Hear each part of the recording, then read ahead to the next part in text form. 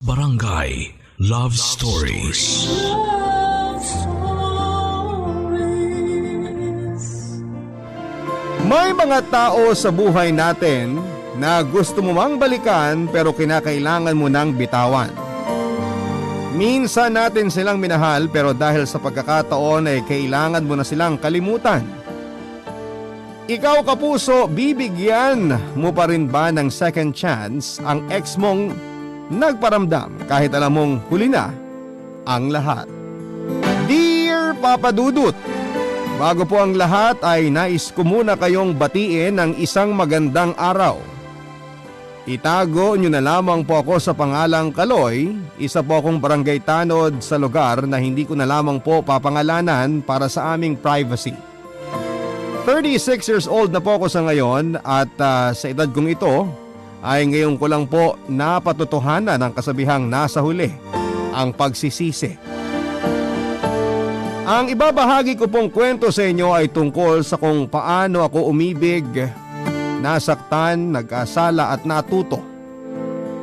Sumulat ako sa inyo hindi para ipagmayabang ang ginawa ko kundi para magbigay ng aral sa isang bagay na nagawa ko na dapat ay hindi na tularan pa ng iba. 8 taon na po ang nakakalipas simula noong nakilala ko ang babaeng nagpatibok ng puso ko na tawagin na lang po natin sa pangalang Jonah.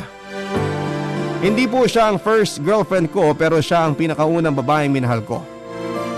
Hindi naman po sa pagbubuhat ng sariling bangko pero simula high school ay marami na po akong naging girlfriend. Varsity player po kasi ako noong nag-aaral pa lamang ako at palagi ring bida sa mga pageant. Pero kahit na ganoon sa mahigit 10 babae na naging nobya ko, ay wala ni isa sa kanila ang minahal ko ng totoo. Ang ilan sa kanila ay naging karelasyon ko lamang para masabing may girlfriend ako at ang iba naman ay ginamit ko lamang dahil sa tawag ng laman.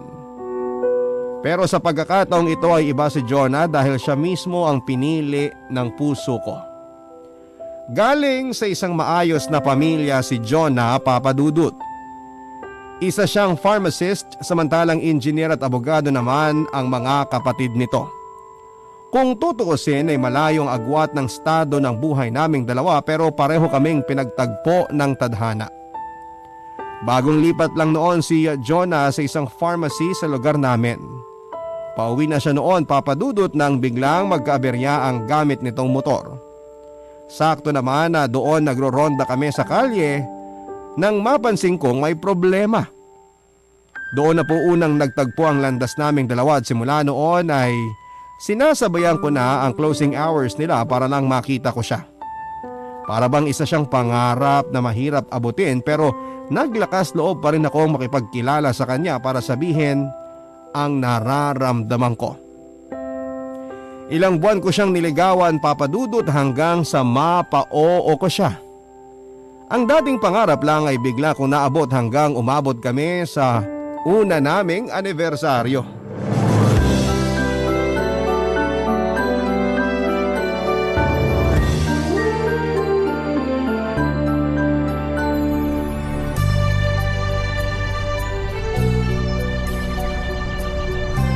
Grabe! Nabusog ako dun sa kinain natin ah. Sabi sa'yo masarap pagkain nila dun eh. First time ko lang makapunta dun eh. Di ba bagong bukas lang yung resto na yun? Oo, bagong negosyo ng pamilya ng kaibigan ko. Jonah, salamat ah. Hayaan mo kapag sumahod ako naman lilibre sa'yo. Wala yun, 2014 na. Hindi na uso yung lalaki ang nagbabayad sa date. Kaya din naming mga babae gumastos no, anong akala mo? Kahit na. Parang nakasanayan na kasi na palaging lalaki ang dapat nagbabayad sa date eh. Pwes, masanay ka na sa akin dahil hindi ako nagpapapaniwala sa mga gender stereotype na yan. Ay, nga pala, may pupuntahan akong binyag sa Sabado, magnininang ako. Kailangan mong sumama ha? Sa Sabado? Kailan ba yun? Teka, birthday ni nanay yun eh. Anong oras ba yung binyag? Whole day kasi yun, sa Laguna tayo pupunta. Paano yan? Nangako na ako kay nanay na kakain kami sa labas sa birthday niya. Inaasahan niya yun eh. Sa ibang araw mo na lang i-treat nanay mo. Pwede namang i-reschedule yan eh. Yung binyag, hindi na pwedeng makancel yun. Kailangan ko ba talagang sumama? Hindi ko naman kilala yung bibinyagan. Kahit na! Batchmates ko yung mga pupunta dun. Lahat ng mga yon kung hindi may jowa, may mga asawa na. Gusto mo pumunta ako doon ng solo flight? Siyempre pagmamayabang ko rin sa kanila na may boyfriend na ako, no? Paano yung birthday ni nanay? Aba, matanda ka na, Kaloy. Magagawan mo na yan ng paraan. Problema ko pa ba yan? Nakaplano na kasi yung paglabas namin eh. Pupunta sana kami ng resort. Tsaka pinag-ipunan ko yung paglabas namin. Excited na nga si nanay eh. Di gawin nyo kinabukasan. Anong mahirap dun? Ang hina mo naman, Kaloy. Gamitan mo rin kasi ng utak, ha? I-prioritize mo yung binyag kasi papakilala kita sa mga kaibigan ko. Ayaw mo ba nun? Maditiis mo ko? Pero… Wala nang pero, basta gawan mo yun ng paraan. Nung sinabi kong pupunta tayo ng binyag, hindi kita tinatanong, sinasabihan kita. O ano, ba't wala kang imik dyan? Huwag mo sabihin hindi mo ako masasamahan. Napakasimple lang ng hinihiling ko sa'yo, ha? Oo na, sasamahan na kita. Kakausapin ko na lang si nanay mamaya. Ayan, ganyan! Ang dami mo pa kasing sinasabi. Pinapainit mo ulo ko. Tsaka magsuot ka pala ng magandang damit, ha? Sige, magsusuot ako ng polo. Yung sinuot ko nung nag-mall tayo, tanda mo ba yun? Yung checkered na parang minana mo pa sa lolo mo? Huwag yun! Utang na loob, huwag mong isuot yun, parang awa mo na, Kaloy. Diba sabi ko itapon mo na yun? Mas madumi pa yung kaysa sa basahan sa bahay eh. Yun na ang pinakamagandang damit ko. Hayaan mo, bibili tayo ng isusuot mo bukas. Magkano lang naman ang polo eh. Subukan mo kasing mag-ayos-ayos minsan. Mag-invest ka sa mga damit at accessories para namang gwapo ka tingnan. Hindi ko na iniisip ang mga yan. Ang importante sa akin may makain kami sa bahay. Wala na akong pakialam kung ano pang sasabihin ng ibang tao. Bakit? Sila ba nagpapakain sa akin? Hindi naman eh. Pwes ako, may pake. Bilang ako ang girlfriend mo, parang nire-represent mo na rin ako. Ano na lang sasabihin nila kapag nakita ka ng mga kakilala ko? Ay nako, ayoko madaot, Kaloy ha. Kaya umayos ka. Papadudot, nabanggit ko po sa inyo na marami ang humahanga sa akin noong nag-aaral pa lamang ako. Yun na siguro ang pinakamataas na parte na naabot ng buhay ko dahil pagkatapos kong makagraduate at makakuha ng diploma, ay doon na nagsimulang bumulusok pababa ang estado ng buhay ko. Nahirapan ako makahanap ng trabaho, kasabay nito ay ang pressure na pag-aralin ng mga kapatid kong sumunod sa akin bilang ako ang panganay sa pamilya. Dahil dito ay unti-unti kong napabayaan ang sarili ko. Kung makikita niyo ako ngayon ay hindi niyo akalaing lumaban ako sa mga pageant noong araw. Nagkaroon ako ng insecurities at siguro ay eto na ang naging karma ko sa pagiging chick boy ko noong kabataan ko. Kaya nga malaki ang pasasalamat ko na nahulog din ang loob ni Jonah sa akin sa kabila ng estado ko. Para kami mga bida sa teleserye kung saan ang isa ay may kaya samantalang ang isa naman ay mula sa hirap. Magkaibang mundo pero pinagkaisa ng tibok ng aming puso, Papa Dudut. Matapang na tao si Jonah, walang preno ang bibig nito kung mang-real talk sa mga tao. Wala siyang pakialam kung masaktan man ang taong kausap niya, basta ang mahalaga ay mailabas niya kung ano ang nasa isipan niya. Noong una ay gustong-gusto ko ang ugali niyang yon, pero sa pagtagal ng pagsasama namin bilang magkasintahan ay unti-unti kong napagtanto na ang ugali niyang ito ang siya nang sumisira sa relasyon naming dalawa. Dumating nga po sa puntong hindi na siya tumatanggap ng sagot na hindi mula sa akin. Lahat ng gusto niya ay dapat sinusunod ko. Lahat ng gusto kong gawin ay kailangang ipaalam sa kanya. Tinanggap ko ang lahat ng yon dahil mahal ko siya, pero minsan ay dumarating din ako sa puntong nahihirapan na akong huminga dahil sa pananakal na ginagawa niya. Umabot kami ng 2 taon na naging under sa kanya, Papa Dudut. Hanggang sa dumating ang araw na naubos na ang PC ko at naisipan ko ng kumalas mula sa kanya.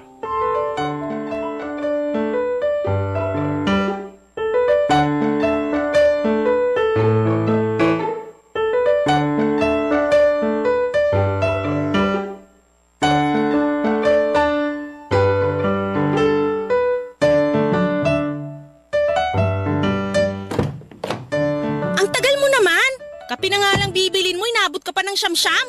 Madaming tao eh. Tsaka nalito ako sa 20-20 na sinasabi nung babae. Size pala yun. O, ayan yung kape mo. Ang mahal naman pala niyan. Nagulat ako sa presyo ah. Nasa na yung sayo? Hindi ka bumili? Hindi na. Nasasayangan ako eh. Ibibili ko na lang ng 3-in-1 to kaysa sa kape nila. Pang 2 linggo na rin yun no? Ako naman magbabayad hindi naman ikaw. Kahit na. Ano? Saan pala tayo sunod na pupunta? Kain muna tayo, kanina pa kumakalamsik mura ako Oh, sige. Gusto mo ako muna mag-drive habang umiinom ka ng kape? Wag na, wala kang ang lisensya baka mahuli pa tayo. Hindi naman nila alam na wala akong lisensya eh. Kahit na, ipapahamak mo pa ako? Ako na magdadrive.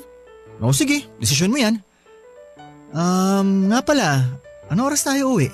Bakit? Gusto mo na bang umuwi? Hindi naman, pero sana medyo agahan natin. Di ba nga aalis kami ni Tonyo mamaya? Birthday ng girlfriend niya, may konting inuman. Seryoso ka? Bakit? Di ba nasabi ko na sa'yo to last week pa? Nagpaalam ako sa'yo na may birthday kina Tonyo. Plano na yata niya mag-propose sa GF niya. Pero huwag mo sasabihin ha. Wow, galing Mas gugustuhin mo pang makasama yung girlfriend ng iba kaysa sa girlfriend mo mismo? Anong klaseng pag-iisip yan, Kaloy? Ito naman, parang may amnesia. Nagpaalam naman ako sa'yo na pupunta ako Pumayag ka nga, di ba? Lagi kong kinukwento sa'yo na matagal nang nagpaplanong maghanda si Tonyo ngayong araw para sa girlfriend niya. Mas mahalaga yung Tonyo na yan kaysa sa akin? Ano ba yan, Jonah? Mag-aaway na naman ba tayo? Ang ganda-ganda ng pagkakasabi mo noon. Sabi mo okay lang, kailangan ko rin mag-enjoy minsan. Tsaka bakit mo tinatanong ang halaga ni Tonyo sa akin? Kababata ko si Tonyo. Siya ang palaging tumutulong sa akin tuwing nagigipit ako. Sanggang dikit ko yun. Di dun ka sa kanya. Ayaw mo pala ako makasama Di sige, pumunta ka ron kung gusto mo. Jonah naman, huwag ka naman ganyan. O anong inaano mo? Pumayag na nga ako, di ba? Di pumunta ka. Lagi ka na lang ganyan Kapag ikaw ang may hinihiling sa akin, puro oo ako. Walang reklamo, lahat ginagawa ko. Ito na nga lang hinihingi ko sa'yo. Gaganyanin mo pa ako. Intindihin mo naman kasi ako. Magkasama tayo ngayon tapos problema mo yung birthday ng jowa ng iba? Sinong hindi magagalit doon, Kaloy? Hindi ko naman pinoproblema. Sinasabi ko lang sa'yo na pupunta ako sa kanila pagka uwi natin. Yun lang naman. Ba't mo kasi pinapalaki? Alam mo, bumaba ka na. Ha?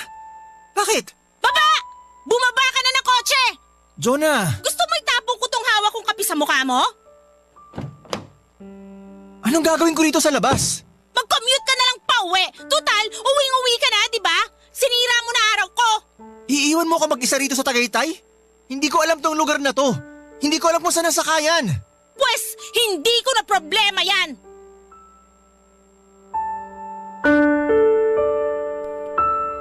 Papadudot, bago pa man ako iwan ni Jonah mag-isa sa Tagaytay, halos araw-araw na kami noon kung mag-away dahil lamang sa maliliit na bagay.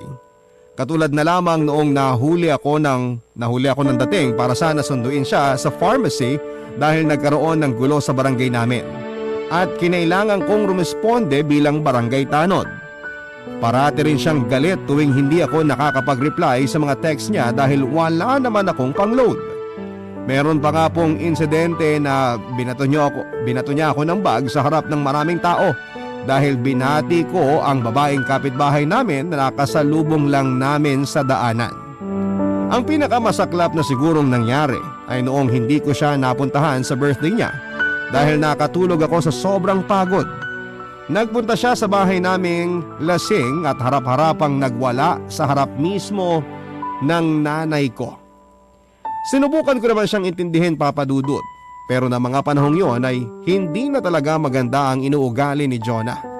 Sa halip na mag-enjoy at maging masaya ako sa buhay dahil meron akong nobya na minamahal kong tunay, ay kabaliktaran naman ang ibinigay nito sa akin. Mas lalo lamang akong na-stress at napagod sa kung ano ba ang susundin ko, ang gusto ng puso ko o ang sinasabi ng isipan ko. Maging ang mga taong nasa paligid ko ay nagsasabing iwanan ko na lang daw si Jonah dahil hindi na maganda ang takbo ng relasyon naming dalawa. Sa ginawa niya sa akin sa Tagaytay ay doon na po ako nakapag-decide na tapusin na lamang ang 2 taong relasyon na pilit kong inalagaan. Mga kwento ng pag-ibig, kwento ng buhay at kwento ng pag-asa. Nasa Spotify na Barangay Love Stories. Pakinggan kahit kailan, kahit saan. Barangay Love Stories sa Spotify. Kinig na, kabarangay! Matapos kong makipaghiwalay kay Jonah ay sinubukan pa niya akong habulin, Papa Dudut. Nangako siyang magbabago na siya at hindi na gagawin ulit ang mga ginawa niya sa akin, pero nang panahong yon ay desidido na talaga akong lumayo mula sa kanya. Lalo na't nahihiya rin ako noon sa sarili kong ina dahil sa inasal ni Jonah na pagwawala sa harapan nito. Mabilis na dumaan ang 2 taon at pareho na kami noong nakapag-move on mula sa isa't isa ni Jonah. Sa katunayan nga po ay sa loob ng 2 taon na yon ay hindi na kami nagkaroon ng anumang ugnayan at koneksyon dahil pagkatapos naming maghiwalay ay nagtrabaho abroad si Jonah. Ipinagpatuloy ko ang buhay ko, Papa Dudut, na naging maginhawa simula noong naging single ako. Kahit na isang kahig isang tuka lang ang buhay ko noon, ay masaya ako na naibibigay ko pa rin ang pangangailangan ng nanay ko at ng mga kapatid ko. Hindi ko po sinubukang maghanap ng babaeng ipapalit kay Jonah. Kusa na po itong dumating nang magbukas ng sariling boarding house ang kapitbahay namin. Isang teacher ang umupa sa kanila na tawagin na lang po natin sa pangalang Alisa. Isa po siyang high school teacher na mas matanda ng 2 taon kesa sa akin. Nung una ay tahimik lamang at may pagkamahiyain si Alisa. Malimit lamang siya kung makipag-usap sa mga tao sa paligid niya at sa kanilang boarding house at eskwela lang palaging umiikot ang araw nito. Ako ang unang nakipagkilala sa kanya, Papa Dudut, at ako ang unang naging kaibigan niya sa lugar namin.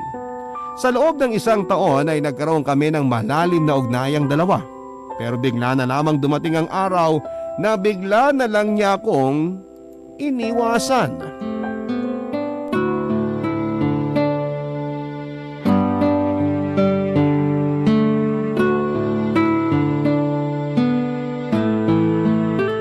Alisa, kanina pa kita hinihintay. Nag-OT ka na naman ba sa school nyo? Kaloy, pwede bang bukas na lang tayo mag-usap? Pagod na kasi ako eh. Sandali lang. May gusto lang sana akong itanong sa'yo. Iniiwasan mo ba ako? Hindi kita iniiwasan. Bakit naman kita iiwasan? Pero bakit pakiramdam ko nitong mga nakarang araw? Parang ilap mo na sa akin. Lagi ka na lang nagmamadali. Lagi kang busy. Lagi kang pagod. Kasi lagi akong busy, lagi rin akong pagod. Kaloy, marami akong paperworks ngayon. Sana maintindihan mo ako. May nagawa ba akong kasalanan sa'yo? Galit ka ba sa akin? May nasabi ba akong masama na hindi ko namamalayan? Pagod lang talaga ako. Hindi eh. Dati naman kahit kagagaling mo lang sa school, nagbibigay ka pa rin ng oras para kausapin ako. Ngayon bigla ka na lang nagkaganyan. Kung ayaw mo na akong kausapin, sana naman sabihin mo man lang yung rason. Buntis ako. Ha? Buntis ka? Sino ama? Bukas na lang tayo mag-usap. Ako ba? Alisa, ako ba ang tatay na dinadala mo? Paninindigan ko yan. Kung yan ang dahilan kung bakit mo ko iniiwasan ngayon, huwag ka mag-alala. Paninindigan ko ang batang dinadala mo. Hindi kita tatakbuhan. Kung gusto mo pakasalan kita, kahit bukas na. Hindi ganun kadali yun, Kaloy. Bakit ba sinabi mo na yung magic word na paninindigan mo ko? Magiging okay ng lahat? Hindi! Anong sasabihin ko sa mga magulang ko? Ano na lang iisipin ng mga co-teachers ko? Ni hindi nga kita nobyo, di ba? Pero hindi ba mas maganda na may tatayong amay ang pinagbubuntis mo? Hindi ka mag-iisa rito, sasamahan kita. Oo nga, wala tayong relasyon dahil nga sabi mo hindi ka pa ready, pero kahit hindi man natin aminin sa publiko, parang magkasintahan na rin naman ang tingin ng mga tao sa atin eh. Tsaka gusto kita, Alisa. Alam ko rin na gusto mo ko. Oo, priority mo ang trabaho mo ngayon kasi gusto mong bumawi sa mga magulang mo. Pero nandito na tayo eh. Huwag mo naman ako itulak palayo. Hindi ko alam. Masyado pang magulong utak ko ngayon. Hindi pa nagsisingkin sa akin na buntis ako. Nandito lang ako. Pwede mo akong kausapin anumang oras. Puntahan mo ako kung kailangan mo ng tulong. Huwag mo akong ipagtabuyan. Sorry. Pasensya na kung iniiwasan kita nitong mga nakaraang araw. Natatakot kasi ako eh. Natatakot ka ba na tatakbuhan kita? Oo, Pwes nagkakamali ka sa iniisip mo. May bata man o wala dyan sa tiyan mo, hindi kita tatakbuhan, Alisa. Kung sakali bang tatanungin kita ng will you marry me ngayon, sasagutin mo ba ako ng oo? kakayanin ba natin to? Bago lang sa akin to eh. Hindi ko rin alam ang gagawin ko. First time ko lang magkakaroon ng anak. Pero kung magkasama tayo, alam kong kakayanin natin to. Hindi pa kita masasagot sa tanong mo ngayon. Huwag muna ngayon. Pag-usapan natin to sa mga susunod na araw. Hindi naman natin kailangan magpakasal agad eh. Hindi lang basta-basta ang kasal. Ikaw ang masusunod. Basta nandito lang ako para sa'yo at sa magiging anak natin. Maraming salamat, Kaloy.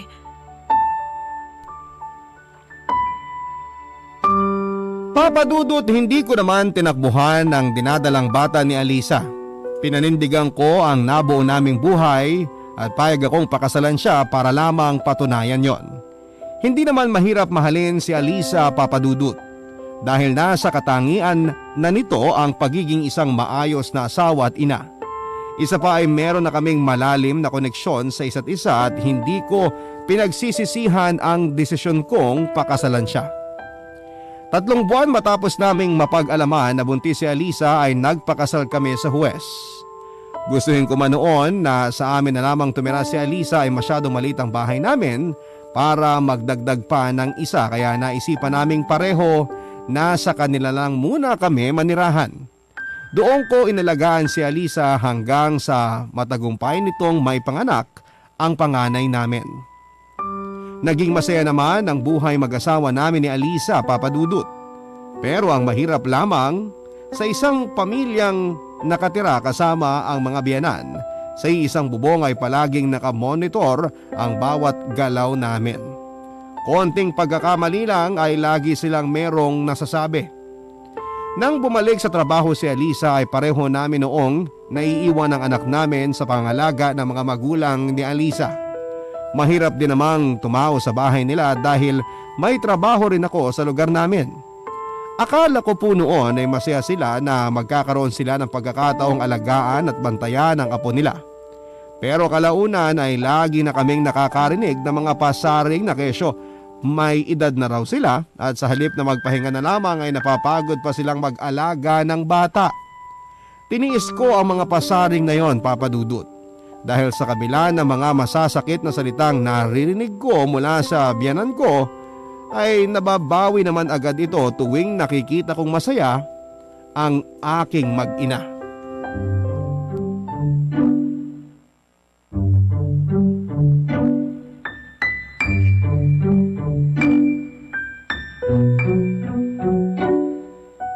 Bising-busy ang asawa ko ah. Pakis nga. Mwah! May pinapagawang report sa akin eh. Ang mahirap kasi sa mga may edad ng teacher, hindi sila marunong gumamit ng laptop. Nadadagdagan patuloy trabaho ko nang wala sa oras. Yan mo na. Lumaki sila sa henerasyon na wala pang laptop eh. Intindihin mo na lang. Oo naman, naiintindihan ko naman. Kaya nga ako nagpupuyat, di ba? Ang bait talaga ng asawa ko. Si Buboy ba tulog na? Ay nako, yung anak mong yan ang hirap patulugin ha. Gabing-gabi na pero punong-puno pa rin ng energy. Nagtaka ka pa, mana yun sa'yo. Ayaw mo bang magkaroon ng anak na magmamana naman sa'yo? Anong pinagsasasabi mo? Namana ni Buboy itong looks ko, no? Hindi. Ang ibig kong sabihin, ayaw mo ba ng babae naman? Para naman may makalaro na si Buboy. Ha? Tigil-tigilan mo ko, Kaloy, ha? At marami pa akong kailangan tapusin dito. Lumalaki na rin kasi si Buboy. Parang kailangan na niya ng kalaro. Tsaka parang pagod na rin sila nanay at tatay na kalaro si Buboy tuwing wala tayo rito sa bahay. Ayun na nga. Hindi na nga natin mabantayan yung nag-iisang anak natin. Gusto mo pang dagdagan. Pag-usapan na lang natin yan kapag hindi na tayo nakakaperwisyo ng ibang tao. May solusyon ako sa problema nating yan. Ano? Lumipat tayo sa amin. Saan naman tayo lulugar doon? Masikip na nga ang bahay nyo, dadagdag pa tayo. Maraming paupahan doon. Pwede naman tayong mangupahan eh. Dagdag gastos lang yan eh. At least dito kina nanay nakakalibre tayo. Parang ganun din lang naman. Kwentahin mo. kung gaano kalaki nagagastos natin sa biyahe, papunta sa school nyo, tsaka sa trabaho ko. Balikan yan ha, tapos araw-araw pa. Mas makakatipid kapag nangupahan na lang tayo. Eh kung sakaling dalawa na ang mga anak natin, sino magbabantay sa mga bata? Nanay ko, gustong-gusto nang mag-alaga ng bata. Hindi ka pa makakarinig ng reklamo. Ewan ko. Pero tingin mo, hindi pa ba oras para bumukod na tayo? Bubukod tayo kapag may sapat na tayong pera. Sa ngayon, wala pa tayong ipon eh. Hayaan mo, pag-iipunan natin yan. Mabalik tayo sa magiging kapatid ni Buboy. Ay naku, Kaloy ha. Miss na kita eh. Mismo mukha mo. Matulog ka na rin. Susunod na ako mamaya. Malapit ko nang matapos to. Maliligo na ba ako? Itulog mo na lang yan. Pagod ako, wala na akong lakas para dyan. Sige na nga, kiss mo na lang ako. Halika rito. Basta kiss lang ha. Papa Dudut, inabot ng 2 taon bago kami nabiyayaan ni Alisa ng pangalawang anak. Sa loob ng 2 taon na yon ay nakapag-decide na kaming mag-asawa na bumukod na ng tirahan. Nakahanap kami ng maliit na inuupahang bahay sa lugar namin. Mas praktikal kung ako ang tatanungin, Papa Dudut, dahil malapit lamang ito sa parehong pinagtatrabahuhan namin ni Alisa. At kapag wala kami sa bahay ay maaari ko lang iwanan ang mga anak ko sa nanay ko na mas willing alagaan ang mag-asawa, pero palagi rin namin itong naaayos sa pamamagitan ng bukas na isipan, pagpapakumbaba at higit sa lahat ay ang pagmamahal namin para sa isa't isa. Pero sa kabila ng tahimik at masayang buhay naming pamilya ay hindi ko inaasahan ang pagdating ng mas malala pa palang problema. Ito ay nang mapag-alamang kong umuwi na pala mula sa abroad si Jonah. Muling pinagtagpo ang landas naming dalawa at kahit na wala na akong nararamdaman para sa kanya, ay aaminin ko pong meron pa rin siyang impact sa akin. At dahil po dito ay isang bagay ang hindi ko naiwasang gawin, at ito ay ang pabalikin sa buhay ko si Jonah nang muli siyang magparamdam. Mga kwento ng pag-ibig, kwento ng buhay at kwento ng pag-asa. Nasa Spotify na Barangay Love Stories. Pakinggan kahit kailan, kahit saan. Barangay Love Stories sa Spotify. Kinig na, kabarangay! Papa Dudut, halos 5 taon din akong walang balita kay Jonah. Pero noong una ko ulit siyang makita nang minsang magkasabay kami sa isang sari-sari store ay parang wala po siyang pinagbago. Maliban sa pagputi ng balat nito ay ganon na ganon pa rin ang itsura niya simula noong huli ko siyang nakita. Parang hindi po siya tumatanda. Hindi tulad ko na napakalaki ng pinagbago simula nang nagkapamilya ako. Maayos ang naging pagkikita namin ni Jonah, Papa Dudut. Kahit na hindi gaano maganda ang hiwalayan namin noon, nagkamustahan kami na parang magkaibigan. Nagkaroon pala siya ng live-in partner abroad pero hindi rin sila nagtagal. Umalis siya ng Pilipinas ng mag-isa pero nang bumalik ito ay may kasama na siyang bata, ang panganay niyang anak, Papa Dudut. Walang kaalam-alam si Alisa sa naging koneksyon naming dalawa ni Jonah at hindi ko na rin po ito pinaalam pa sa kanya. Muli kong tinanggap sa buhay ko si Jonah bilang isang kaibigan. Iyon ang sinabi ko sa sarili ko noon. Wala na akong nararamdamang pagmamahal sa kanya kaya malakas ang loob kong makipagkaibigan sa kanya at sa tingin ko ay ganon din ang nararamdaman sa akin ni Jonah. Yun ang inaakala ko, Papa Dudut. Dahil sa muling paglapit ng loob namin sa isa't isa, ay malalaman kong higit sa kaibigan pala ang hinihingi niya.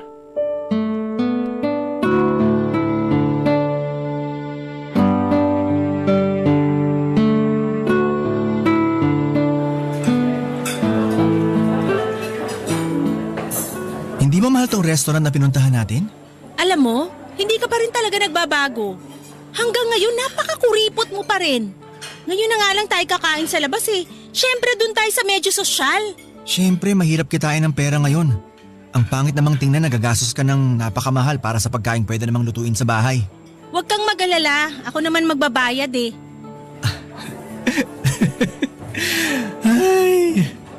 Bakit? Anong iningiti-ngiti mo dyan? Wala. Naalala ko lang nung tayo pa. Hindi kita nasubukang ilibre ni isang beses. Laging ikaw nagbabayad tuwing lumalabas tayo para mag-date. Naiintindihan ko naman yun. Tsaka walang kaso sa akin yun. Kumusta ka na pala? Kumusta naging buhay mo sa abroad? Okay naman. Pero kung ako ang papipiliin, gusto ko nang kalimutan yung naging buhay ko doon. Bakit naman? Hindi ba naging maganda ang buhay mo doon? Maayos naman. Malaki ang sahod, maganda ang lugar. Kaso sinira lang ng isang tao yung naging experience ko doon. Yung ex-boyfriend mo ba ang tinutukoy mo? Walang hiyang yun. Kung hindi mo mamasamain, pwede ko bang matanong kung bakit kayo naghiwalay? Uy, interesado siya oh. Bakit mo naman tinatanong? Wala lang, para lang may mapagkwentuhan tayo. Selos ka no? Anong pinagsasabi mo? Curious lang talaga ako, no? Hay. Ayun, akala mo kung sinong santo sa sobrang bait. Sweet siya, gentleman. Nabibigay naman niya sa akin lahat ng gusto ko. Malapit na siya maging perpektong boyfriend sa totoo lang. Kaso, bahag pala ang buntot. Nung nabuntis niya ako, bigla na lang nawala na parang multo. Takot pala sa commitment yung hayop na yun. Iniwan ka na lang basta na walang pasabi? Ganun na nga ang nangyari. Gago naman nun. Mambubuntis tapos tatakbuhan. Ikaw, paano kayo nagkakilala ng asawa mo? Ano uling pangalan? Alisa. Dati siyang boarder sa boarding house ni Aling Ising. Naging magkaibigan kami tapos ayun, nabuntis ko siya. Isa ka rin palang mambubuntis eh. Pareho lang pala kayo ng ex ko. Anong pareho? Hindi ako gago, no? Hindi ko tinakbuhan ang anak ko kay Alisa. Kaya mo ba siya pinakasalan kasi nabuntis mo siya? Hindi naman. Pinakasalan ko siya kasi gusto ko siya. Mahal ko siya. Ang swerte naman niya. Pero alam mo kung sino pa ang maswerte? Sino? Ikaw. Sandali ah. O ayan. Ano yan? Buksan mo. Relo? Mamahalin to ah. Para saan to? Regalo ko sa'yo. Sabihin na lang natin na pasalubong ko sa'yo. Hindi mo naman kailangan pang regaluhan ako eh. Alam mo Kaloy, kapag may nagbigay sa'yo ng regalo, tanggapin mo na lang. Ang dami mo pang sinasabi eh. First time ko lang magkaroon ng mamahaling relo. Salamat ah. You're welcome. Nang mga panahon na yon, Papa Dudut, ay napansin kong may gusto pa rin sa akin si Jonah at alam ko rin na gusto niyang magkaroon kami ng relasyon. Nung una ay hindi ako pumayag sa gusto niyang mangyari. Mahal ko ang asawa ko at ayokong masira ang tiwala niya sa akin. Pero minsan ay may mga pagkakataon talagang nakagagawa tayo ng pagkakamali na saka na lang natin pagsisisihan sa huli. May nangyari po sa aming dalawa ni Jonah, Papa Dudut. Agad kong pinagsisihan ang ginawa kong yon at pinangako ko sa sarili ko na hindi na ulit yon mauulit, pero siguro nga ay lalaki lang din ako. Ang pinangako ko sa sarili ko ay hindi ko rin po napanindigan. Nasundan pa ng pangalawa, pangatlo, at hindi na mabilang ang nangyayari sa aming dalawa ni Jonah sa likod ng asawa ko. Naging friends with benefits kami, Papa Dudut. Tumagal ng buwan ang tagong relasyon namin ni Jonah. Sa loob ng mga buwan na yon ay sari-saring regalo ang natatanggap ko mula sa kanya. Binilhan niya ako ng cellphone at naglabas din siya ng motor para sa akin na binayaran niya ng cash. Dahil hindi ko naman pwedeng uwi ang motor sa bahay, ay sa maaasahang kaibigan ko ito pinapatago noon. Magsisinungaling ako, Papa Dudut, kung sasabihin kong hindi ko nagugustuhan ang mga ginagawa ko noon. Ginusto ko ang nangyari kahit alam kong mali ito sa mata ng tao at sa mata ng Diyos. Kaya siguro mabilis din ang naging pagbalik ng karma sa akin. Sa mga sumunod na buwan ay parabang naulit ang nakaraan. Unti-unting lumabas ang dating ugali ni Jonah at bumalik ang pagiging selosa at possessive nito na daig pa ang legal na asawa ko.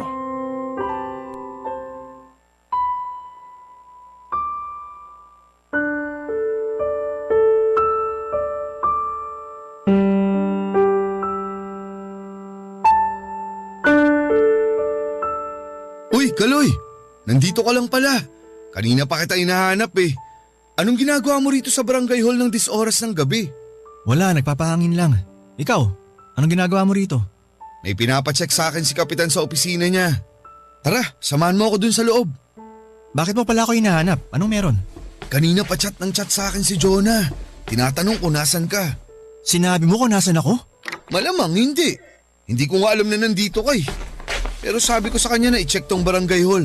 Baka nandito ka. Dito ka palaging tumatambay eh. Ba't mo sinabi? Bakit? Eh ano naman? Iniiwasan ko nga siya eh. Hindi ko talaga sinasagot ang mga tawag at chat niya. Nag-aaway na naman ba kayo? Tinutoyo na naman eh. Bakit kasi hindi nyo patigilan yung ginagawa nyo? Ilang beses na kitang pinagsabihan, pre. May asawa ka na. May anak na kayo. Bakit mo pa kasi binalikan yung ex mo? Siya naman tong nagpupumilit eh. Sus, ako pa niloko mo. Kung ako sa'yo, tigilan mo na yan hanggat maaga pa. Huwag mong antayin na masira pa ang relasyon nyo ng asawa mo. Ang bait-bait ni Alisa tapos ginaganyan mo. Eh, magkasama naman pala kayong dalawa eh. Ikaw, Tonyo, kunwari ka pang walang alam ha? Hindi ko naman talaga alam eh. May check lang sana ako dito sa opisina ni Kap. Sakto, nandito si Kaloy. Palusot ka pa? At ikaw naman, Kaloy, ba't di mo sinasagot chat ko? Wala akong load.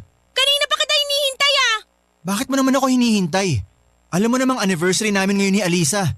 Hindi kita mapupuntahan. Anong pakialam ko sa anniversary niyong dalawa? Alam mo, bumabalik na naman yung dati mong ugali. Ano ba talagang gusto mo mangyari? Na dapat priority kita? Hindi mangyayari yun, Jonah. Kahit anong gawin mo, masuunahin kong asawa ko kaysa sa'yo. Ah, hindi mo ako priority. Eh kung gawin ko to. Uy! Ay, Jonah, ano ba? Parang gago Huwag ka naman dito eh. magwala! So ano, pinapasa mo lang ako? Ha? Ito ba gusto mong mangyari? Ha? Oh, Jonah! Tama na! Ano ba? Kaloy, awatin mo na si Jonah! Dito ka talaga magwawala. Hindi ka na nahiya. Huwag mong inuubos ang pasensya ko, Jonah. Baka kung ano magawa ko sa'yo. Sige, gawin mo anong gusto mong gawin. Susuntokin mo ako? Sige, saktan mo ako! Ano? Tonyo, papatulan ko na to. Patulan mo? Ang tagal naman, puro ka lang salita eh! Gusto mo doon tayo sa harap ng asawa mo mag-away? Pupuntahan ko siya ngayon! Huwag mong dinadamay dito si Alisa. Sige, iwasan mo pa ako! Sasabihin ko lahat sa asawa mo ang ginagawa natin! Sinabi na huwag mong dinadamay dito ang asawa ko! Bitawan mo si Jonah! Umayos nga kayong dalawa! Para kayong mga gago! Animal ka! Napakagago mong tarantado ka! Umuwi ka na, Kaloy! Ako nang bahala rito! Parang awa nyo na! Huwag na kayong gumawa ng kumusyon! Huwag mo akong tinatakot, Jonah! Hindi lang yan ang gagawin ko sa'yo kapag dinamay mong pamilya ko! Huwag mo akong subukang Lesica! Mapapatay talaga kita! Sige na, pre! Tama na yan! Umuwi ka na, Kaloy!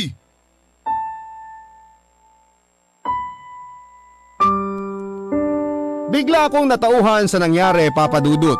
Tunay ngang may mga taong kahit na ilang taon na ang lumipas, kahit na anong karanasan pa ang pinagdaanan ay mahihirapan pa rin silang alisin at palitan ang pangit na ugaling kanilang nakasanayan. Para akong biglang nauntog sa pader at napagtanto ko kung gaano kalala ang ginawa kong kasalanan sa misis ko. Doon din ay ibinalik ko na ang lahat ng mga bagay na ibinigay sa akin ni Jonah.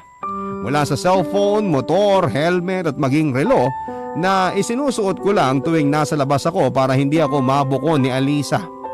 Simula ng gabing yon ay tinapos ko na ang lahat ng koneksyon ko mula kay Jonah. Kailanman ay sisiguraduhin kong hindi na siya makakalapit sa akin at sa pamilya ko. Pagdating naman sa pananakot niya sa akin, Papa Dudut, ay alam kong hindi niya kayang gawin yon. Hindi kayang magsalita ni Jonah at ilabas sa publiko ang maling relasyon na binuo namin dahil sa aming dalawa ay alam niyang siya ang mas masisira. Hindi niya ipapahiya ang magandang pangalan ng kanilang pamilya para lamang takutin ako, lalo na at mga kilalang abogado at engineer ang mga kapatid niya. Hanggang sa ngayon ay pinagsisisihan ko pa rin ang kataksilang ginawa ko kay Alisa, Papa Dudut. Habang sinusulat ko po ang kwento kong ito ay naiinis ako sa sarili ko kung bakit nagawa kong traidorin ang tiwala sa akin ng aking asawa. Dumarating din ang mga pagkakataon kung saan ay inuusig ako ng konsensya ko kung bakit ko nga ba nagawa yon. Pero sa halip na matakot at mainis, ay ginawa ko na lang po itong motivation upang mas mahalin pa ang asawa ko. Sa ngayon ay pinutol ko na po ang lahat ng komunikasyon na meron kami ni Jonah. Hindi man maiwasang magkita kami dahil nasa iisang lugar lamang kami, pero ginagawa ko na ang lahat para hindi na kami magkadaupang palad pa. Alam kong malaki ang kasalanang nagawa ko, pero pinapangako ko sa inyo na babawi ako sa mga nagawa ko. Mas mamahalin ko pa ang pamilya ko at mas bibigyang respeto ang misis ko, lalo na't ngayong buwan na lamang ay napag-alaman naming nagdadalang tao siya para sa ikatlo naming anak. Dito ko na po tinatapos ang kwento ko, Papa Dudut. Maraming pong salamat and God bless. Ang inyong forever kapuso at kabarangay, Kaloy. Barangay Love Stories.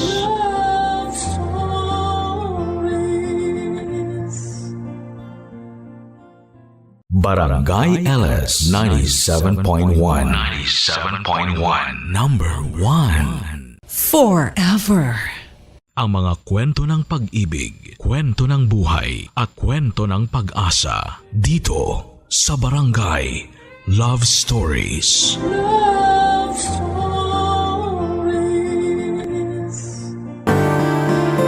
Mapagsakripisyo ang taong nagmamahal ng totoo. Kaya lang minsan ay meron ding mga abusado. Ikaw, kabarangay, ano ang nakahanda mong gawin para lamang mapatunayan kung gaano mo kamahal ang isang tao? Dear Papa Dudut, good day sa inyo at sa mga kapwa ko panatiko ng Barangay Love Stories. Itago niyo na lamang po ako sa pangalang Annabel, 36 years old at isang VA. Ulila na ako sa mga magulang at wala rin akong mga kapatid. Ang nagpaaral sa akin ay ang tiyahin kong matandang dalaga na kinuha naman sa akin ang kamatayan dahil sa cancer 2 buwan matapos kong graduate. Kaya naman ang naging takbuhan ko na lamang at kasama sa buhay ay ang best friend kong si Barbara na nakilala ko noong nagtatrabaho kami sa bangko bilang financial analyst. Nandun pa rin siya hanggang ngayon samantalang ako ay nag-iba na ng career nung nagkaroon ako ng live-in partner na tawagin na lang natin sa pangalang PJ. Magsisimula ang kwento ko noong taong 2017 kung saan ay nag-uumpisa pa lamang kaming mag-date ni PJ.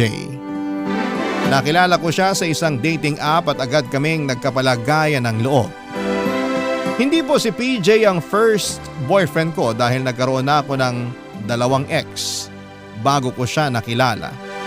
Pero pareho akong sawi sa 2 yon, kaya pinangako ko sa sarili ko na handa na akong tumandang dalaga. Pero pagkalipas ng halos 2 taon mula ng huli kong breakup ay sumubok ulit akong makipagkilala at ibinigay naman kaagad ng tadhana sa akin si PJ. 5 buwan niya akong niligawan bago ko siya sinagot. At pagkatapos ay niyaya na niya akong tumira kasama siya sa iisang bubong, Papa Dudut.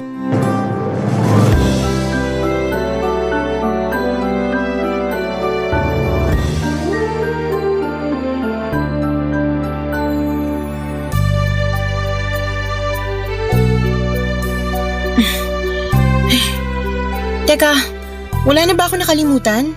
Nakailang check ka na dyan. For sure wala ka nang nakalimutan. Pero kilala mo naman ako, likas ang pagiging makakalimutin. Ewan ko ba, parang habang tumatanda ako, lalong humihina memorya ko. Kung makapagsalita to, akala mo naman may malubhang sakit para maging makakalimutin ng bongga? Grabe ka naman, pang malubhang sakit lang ba yun? Hindi ba normal lang yun kapag nagkakaedad ang tao? 29 ka pa lang, tapos ako 31.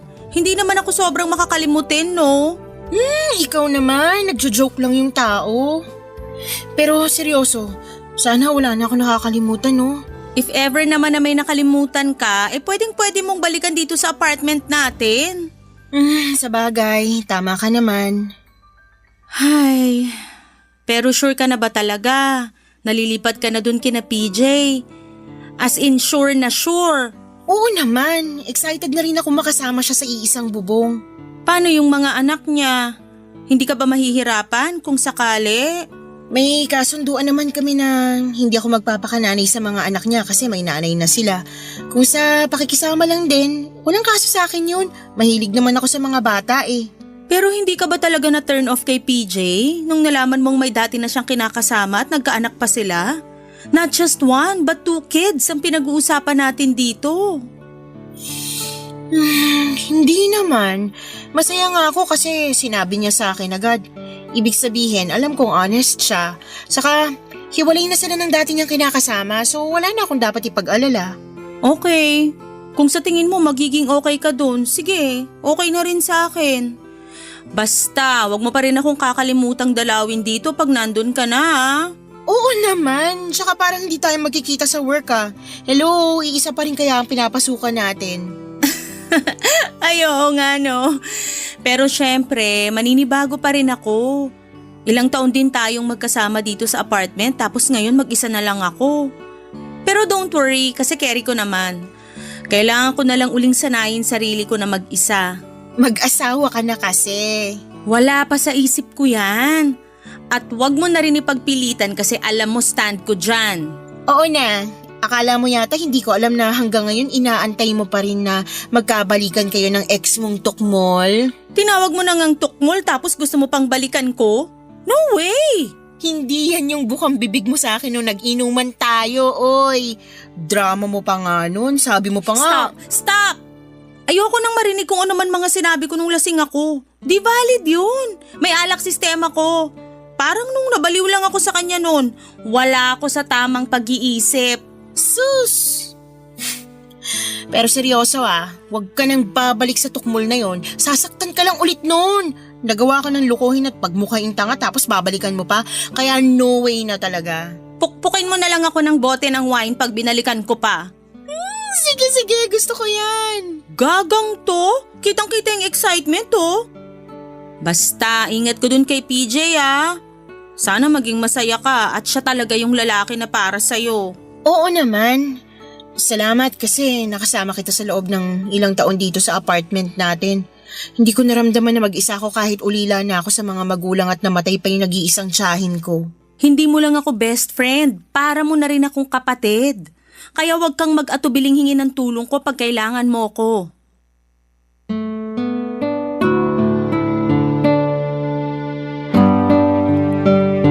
Papadudot, hindi ko naman masisisi si Barbara kung mag-alala siya matapos malaman na may mga anak na pala si PJ sa una nitong nakarelasyon noon.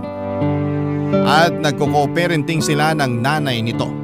Ibig sabihin, salitan at naghahati sila sa pag-aalaga ng 2 bata. Kaya may mga pagkakataon na nasa apartment sila ni PJ nag-i-stay. Pero wala namang kaso sa akin yon dahil nagkasundo kami ng boyfriend ko na hindi ako magpapakananay sa mga anak niya dahil may nanay naman sila. Kaya kahit alanganin ang kaibigan ko sa plano kong pakikisama kay PJ, ay tinuloy ko pa rin ang paglipat sa apartment niya. Kung ako ang tatanungin ninyo, Papadudot, wala naman talagang problema sa akin lalo na kung ang gagawin ko lang ay pakisamahan ang mga anak niya. Mahal ko si PJ at willing naman ako mag-adjust para lang makasama siya. Saka 29 years old na ako ng mga panahon na yon. Baka sign na rin yun ni Lord para mapaghandaan ko ang pagkakaroon namin ng pamilya ni PJ sa hinaharap. Nangako naman si PJ na pakakasalan ako at bubuo kami ng sarili naming pamilya. Kaya nagtiwala ako sa sinabi niyang yon. Masasabi kong smooth at maayos yung unang 2 buwan ng paglipat ko sa apartment nila. 2 beses sa isang linggo nasa bahay ang mga anak niya na nasa edad 5 at 7. Madalas, yon ay tuwing weekend dahil wala silang pasok sa eskwelahan. Inaasikaso ko pa rin naman sila. Pinaglulutuan ng pagkain at nakikipag-bonding paminsan-minsan. Kahit na wala talaga akong maramdamang kagustuhan na magpakananay sa mga anak ng kinakasama ko.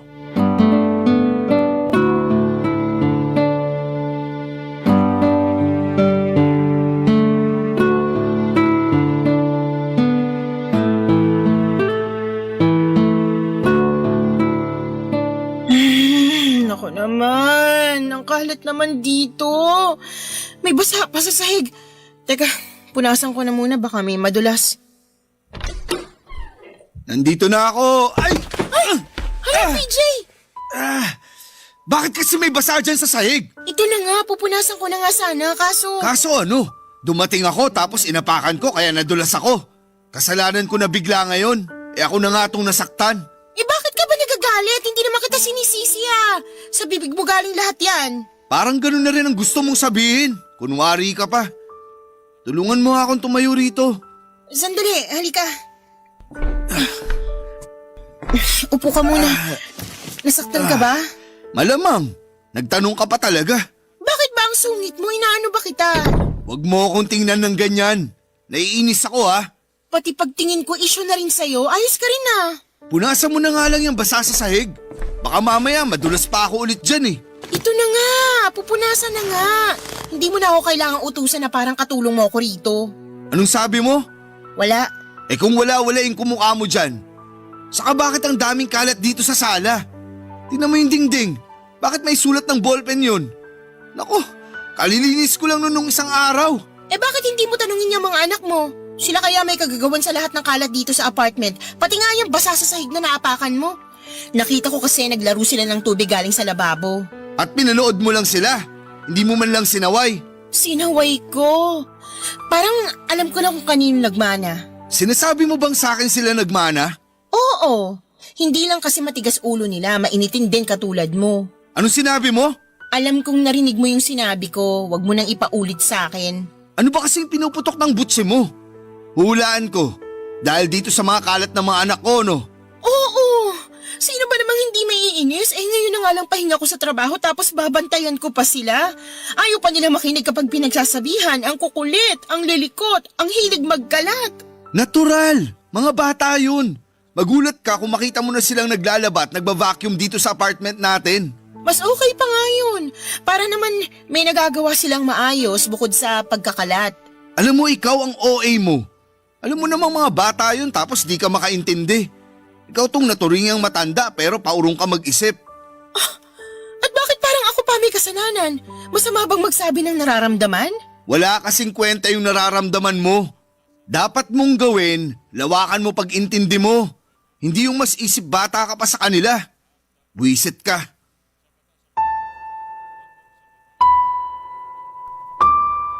Papadudot na saktan ako noong sabihin sa akin ni PJ ang mga katagang yon. Pero pinilit kong huwag magpaapekto dahil baka stress lang siya sa trabaho. Kaya lang kahit na nung isip ko nakalimutan na lamang ang mga nangyari ay hindi ko pa rin magawa. Dahil hindi niya ako sinubukang intindihin. Stress at pagod din ako sa trabaho at dumagdag pa sa mga gawain ko yung mga anak niya. Tapos ay wala akong karapatang magreklamo dahil hindi naman daw ibang tao yung mga bata. Alam ko na mga anak niya yon at mas matimbang sa kanya ang kapakanan ng mga ito kesa sa akin. Kaya nga nalulungkot ako. Pakiramdam ko ay may kaagaw ako sa atensyon at pagmamahal niya ng mga panahong yon. Napaisip tuloy ako sa kung anong laban ko sa mga anak niya. Samantalang girlfriend pa lamang ako. Pero hindi na lamang ako nag-overthink masyado kasi baka magkasakit ako. At mas lalo kong hindi magampanan ang mga tungkulin ko sa bahay nila at sa trabaho ko. At ayoko naman na mag-away na naman kami ng kinakasama ko dahil dito.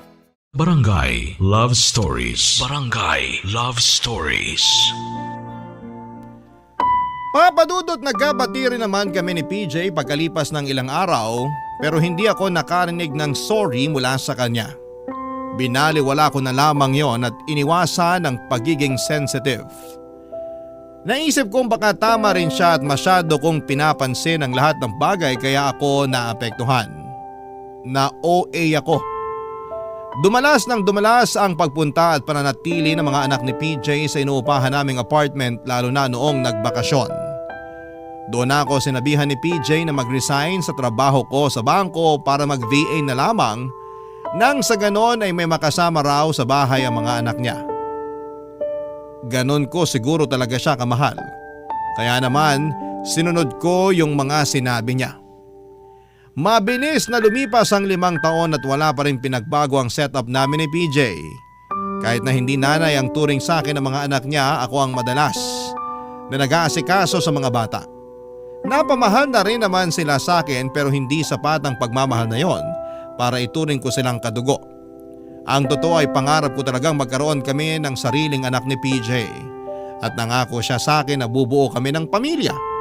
Pero inabot na lamang ng 5 taon ay wala pa rin nangyayari sa pinangako niya sa akin. Kaya nga doon ako nagsimulang ma-frustrate, Papa Dudut.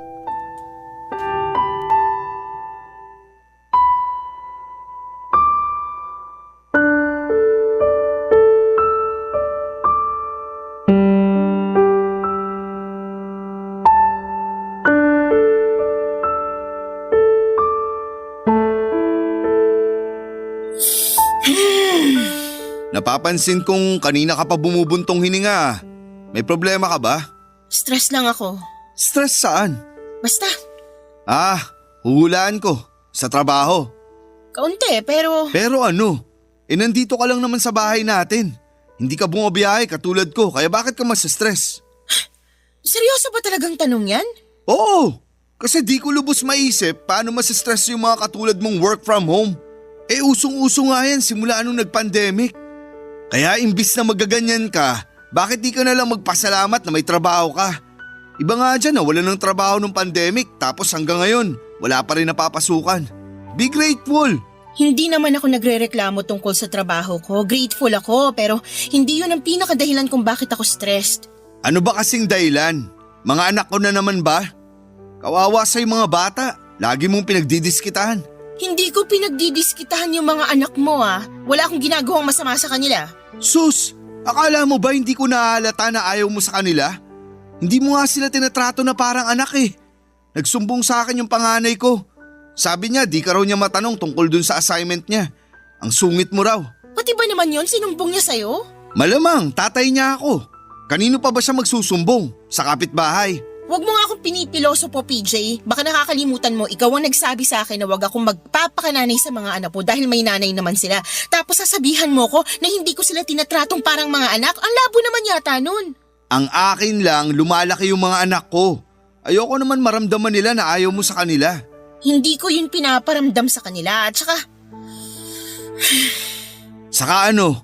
Wala ka na bang pangarap na magkaanak tayo? Ano? Anak, yung sariling atin. Ano ka ba naman? Masyado na tayong matanda para mag-anak. Ano bang pinagsasasabi mo? Kaya ko pa naman mag-alaga ng bata. Ni hindi mo nga maalagaan ng maayos yung mga anak ko tapos gusto mo magkaroon pa tayo ng sarili nating anak? Pero nangako ka sa akin na pakakasalan mo ko at magsisimula tayo ng sarili nating pamilya. Ha? Baka nakakalimutan mong 5 taon na simula nung nagsama tayo sa iisang bubong. Sabi mo sa akin nung maghintay lang ako. Oh, yun naman pala eh. Anong yun naman pala? Na maghintay ka pa.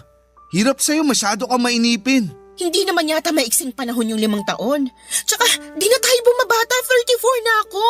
Naisip mo ba na baka mahirapan ako sa panganganak niyan?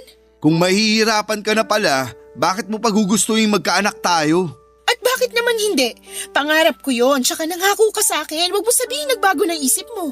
Napag-isip-isip ko lang naman na matanda na tayo. Kung magkakaroon pa tayo ng anak, babalik tayo sa umpisa. Doon pa lang sa pag-aalaga ng baby, nakakapagod na. Napagdaanan ko na yun sa mga anak ko, kaya ayoko na. Buti nga ngayon malalaki na sila, may sariling isip na. Dahil lang doon kaya ayaw mo na magkaanak? Paano naman ako? Napakamakasarili mo. Pwede ba? Huwag mo nga akong sabihan ng ganyan. Hindi yun pagiging makasarili. Kung bakit kasi di ka nalang makontento sa setup natin ngayon. Kasi kung ako ang tatanungin mo, masaya na ako na ganito tayo. Kontento na ako kasi may mga anak na ako. Ayoko na ulit magka-baby. Papa Dudut, parang hindi ako makahinga matapos ang pag-uusap namin yon na nauwi lamang sa pagtatalo. Nanlulumo ako na hindi ko maintindihan matapos sabihin ni PJ sa pagmumukha ko kung gaano niya pa kaayaw na magpakasal kami at bumuo ng sariling pamilya. Wala naman akong nakakadiring sakit para ayawan niya. Bukod doon ay pareho kaming may trabaho at kumikita ng sapat para mag-umpisa ng sarili naming pamilya. Pero lagi pa rin niya akong binabara at kinokontra ng mga katwiran niya dahilan para matameme naman ako at walang magawa. Pero hindi pa rin ako sumuko. Sabihin niyo ng tanga ako. Pero nagstay pa rin ako ng 1 taon kasama si PJ at ang mga anak niya. Umaasa pa rin kasi ako, Papa Dudut, na makikita niya ang halaga ko at sa wakas ay gustuhin na niyang bumuo ng pamilya na kasama ko. Kaya lang ay mukhang atrasado pa rin ako matapos na mag-know ni PJ nang i-open up ko ulit ang tungkol sa pagpapakasal namin at planong pagkakaroon ng baby. Kaya napaisip na tuloy ako kung may future pa ba ako na kasama siya.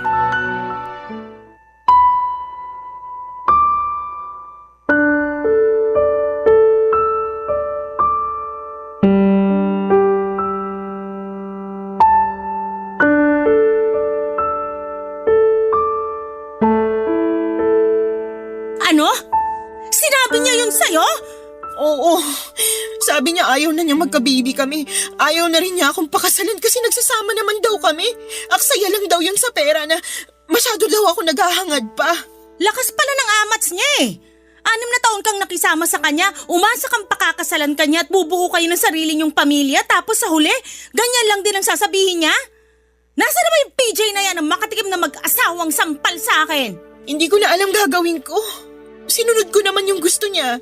Nagpakanani ako sa mga anak niya kahit wala akong maramdamang maternal connection sa mga bata. Mahal ko naman sila pero hindi sapat yung pagmamahal na yon para tratuhin ko silang tunay na anak.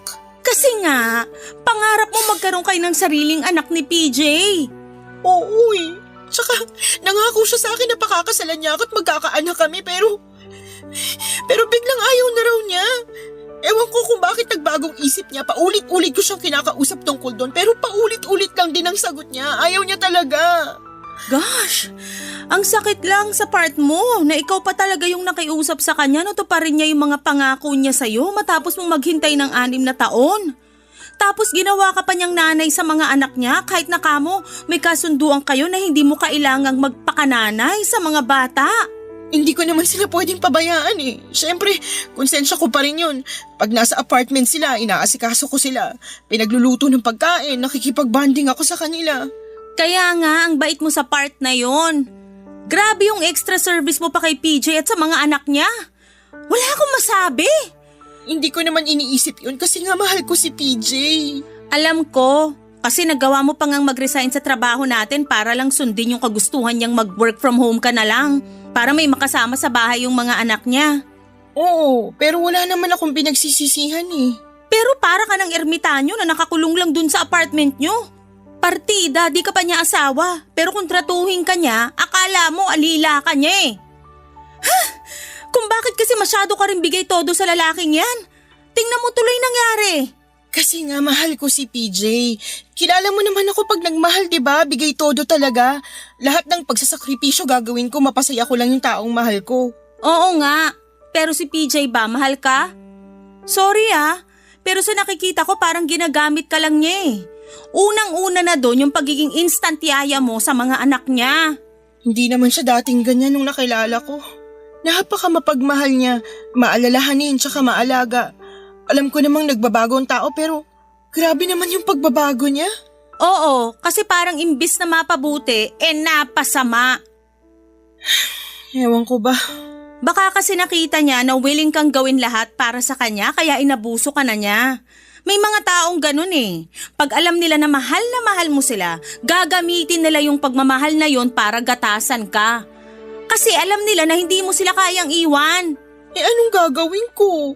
Mahal ko si PJ pero nasasaktan ako sa pagmamahal kong yun sa kanya. Pag ganyan, wala nang ibang pwedeng gawin kundi makipaghiwalay. Kailangan mong kayanin yung sakit kasi ikaw na rin ang may sabi na nasasaktan ka na sa pagmamahal mo sa kanya. Para sa akin, di hamak na mas madali namang indahin yung sakit ng paghihiwalay kesa pananatili. Papadudod sa totoo lang ay may punto lahat ng mga sinabi sa akin ni Barbara. Na baka wala naman talaga akong inaasahan kay PJ dahil puro lamang siya salita. Naisip ko rin na pwedeng habang nagsasama pa kami ay meron na siyang iba. Hindi ko lang nahalata kasi magaling magtago ang kinakasama ko. Grabe ang sakit-sakit isipin ng mga posibilidad na yon. Idagdag mo pa yung sinabi ni Barbara na baka sinasamantala lamang niya ang kabaitan ko kasi alam niyang mahal na mahal ko siya. Papa Dudut, may bahagi sa puso ko na gusto nang makipagkalas kay PJ dahil pagod na ako sa setup namin. Hindi na rin naman ako bumabata. 35 na ako at gusto ko pang magkaanak pero sa nakikita ko ay hindi yon maibibigay sa akin ni PJ. Pero ewan ko ba naman sa sarili ko. Kasi mas lamang pa rin sa akin yung kagustuhan ko na magstay kahit na matapos akong i-real talk ni Barbara. Mahal ko si PJ at alam ko rin naman na mahal niya ako. Pero parang may kulang, Papa Dudut. Yung bang mahal lamang niya ako sa salita, pero hindi naman sa gawa. Barangay Love Stories. Barangay Love Stories. Papa Dudut, ng sumunod na buwan ay nag-resign si PJ sa pinagtatrabahuhan niya dahil sa stress. Nainis pa nga ako kasi hindi man lang niya yon sinabi sa akin. Kung kailan na lang last day niya sa trabaho ay saka ko na lang nalaman yon. Plano niya raw lumipat sa mas malaking kumpanya na mataas ang pasahod. Kaya hinayaan ko na lamang siya pero hindi yon nangyari dahil nalulong naman sa online sugal ang kinakasama ko. Hindi ko na idedetalye ang mga nangyari pero ang ending ay ako lahat ng sumalo sa mga bayarin namin sa bahay dahil nasa id ang savings niya. Ultimo hulugan naming kotse ay ako na ang nagbabayad dahil ako naman daw ang may trabaho. Ako rin ang gumagastos sa pagkain namin kasi naubos ang savings niya. At ang malala pa doon ay nagkaroon pa siya ng mga utang na pinag-awayan din namin. Mas lalo tuloy akong na-stress at nakadagdag pa yung kailangan kong asikasuhin ng mga anak niya kapag pumupunta sa apartment. Hindi ko na alam, Papa Dudut, kung ano ang uunahin ko. Pagod na ako. Madalas ay kulang ako sa tulog at nalilipasan ako ng gutom dahil hindi rin ako matulungan at maasikaso ni PJ sa pamamahay namin. Lagi siyang wala at pag tinatanong ko kung saan siya nagpupunta ay sasabihin niya na sa bahay ng kaibigan kasi may racket sila doon. Pero madalas ay lasing naman siyang umuuwi. Napagod na lamang akong sermonan siya kaya nanahimik na lamang ako. Baka kasi bigla na lamang akong himatayin sa tindi ng sama ng loob at stress sa kanya. Pero may isang beses na hindi na talaga kinaya ng katawan ko at tuluyan na akong nagkasakit ng malala. Nilagnat ako ng 2 araw at wala noon sa bahay si PJ. Hindi ko alam kung saan siya nagpunta pero wala na rin naman akong pakialam. Nung 3 araw ay bumaba ang lagnat ko at nagkaroon ako ng kaunting lakas para bumangon at asikasuhin ang sarili ko. Siya namang pagdating sa apartment namin ng magaling kong kinakasama.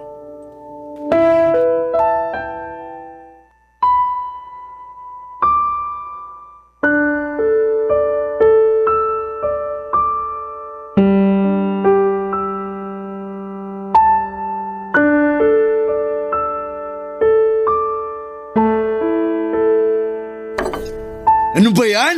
Wala man lang sinaing. Anong kakainin ko? Buwisit namang buhay to. PJ, ikaw ba yan?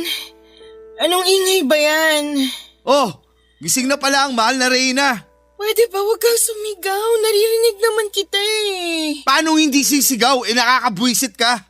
Ano bang kasalanan ko sa'yo? Ang aga-aga nagagalit ka na dyan. Malaki kasalanan mo sa akin. Kasi hindi ka man lang nagsaing. Kita mo yung kaldero? Walang kalaman-laman. Alam mo bang kagabi pa ako di kumakain? Gutom na ako, Annabel. Alam mo rin ba na 3 araw na ako may sakit at hindi rin ako nakakakain ng maayos? Ay, hindi mo pala alam yun kasi wala ka naman dito sa apartment natin. At wala akong kamalay-malay kung saang lupalop ka ng Pilipinas pumunta. Alam mo ba na akala ko mamamatay na ako noon kasi inaapoy ako ng lagnat tapos hindi pa kita matawagan, lintik ka. Ako pa talaga sinisi mo? E di sana pina-ospital mo yung sarili mo. O di kaya tinawagan mo si Barbara para matulungan kang madala sa doktor. Minsan kasi, gamitin mo rin yung utak mo. Hindi yung ganyan na puro ka lang talak. Para kang palengkera, salot sa lipunan. Ikaw ang salot sa lipunan! Anong sinabi mo? Ang sabi ko, ikaw ang salot sa lipunan! Sumusobra ka na ha? Sige, subukan mo akong sampalin kung ayaw mong isaksak ko tong kutsilyo sa'yo.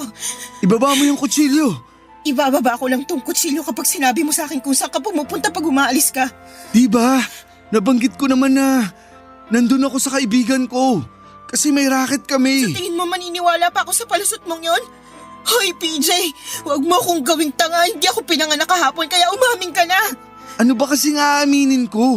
Yung totoo! Sabihin mo na yung totoo bago pa ako yung magsabi nun sa'yo. Okay, sasabihin ko. Pero ibaba mo muna yung kutsilyo. Ayan, tinapon ko na. Wala naman talaga akong balak na gamitin yan sa'yo. Stress lang, tapos dinadagdagan mo pa. Sorry na. Hindi ko naman sinasadya. Stress lang din ako sa kagutom. Gutom din ako, PJ.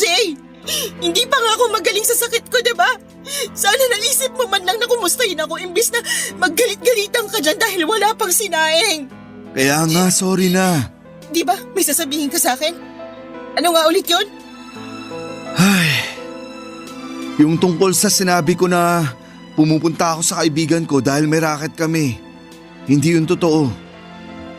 Sumasama lang talaga ako sa kanila sa mga inuman.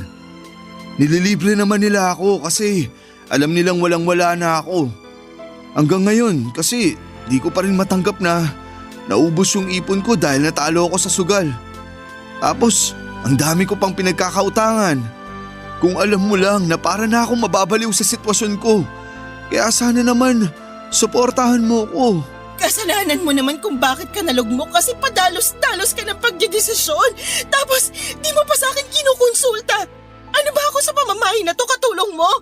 Pero pa ulit-ulit mo akong binabaliwala. Pinaramdam mo sa akin na hindi mo na ako mahal tapos gusto mong suportahan kita. Pagod na ako saluhin ka, PJ. Pagod na ako. Papadudot, yun na yata ang pinakamalalang away namin ni PJ, plus may sakit pa ako kaya sobrang sensitive ko. Naiyak na lamang ako pero wala man lang siyang pag-alo sa akin. Napakataas ng pride niya. Nakala mo ay nasa buhay lamang niya ako para pagsilbihan sila ng mga anak niya. Kaya nga po ang sama-sama talaga ng loob ko sa kanya, Papadudot. Sa kabilang banda ay hindi ko rin mapigilang sisihin ang sarili ko kasi nagstay ako sa sitwasyon na yon ng ganon katagal. Minahal ko naman si PJ at ang mga anak niya pero feeling ko ay nagsayang lamang ako ng mahabang panahon na kasama sila. Lalo na at unti-unting nagiging malinaw sa akin na wala talagang plano si PJ na pakasalan ako at magkapamilya kami. Desidido na ako makipaghiwalay pero hindi ko alam kung paano sasabihin. Baka kasi sa huli ako pa yung lumabas na masama. Kaya nga naikwento ko yung lahat kay Barbara noong minsang nagkita kami para magkape at napansin niya ang pagkabalisa ko. Sinabihan niya ako na tumuloy muna sa apartment kasama siya para naman daw makapag-isip-isip ako. Pagkaraan ng 3 araw ay nagulat na lamang kami nang sumugod doon si PJ. Nagalit na galit para sunduin ako.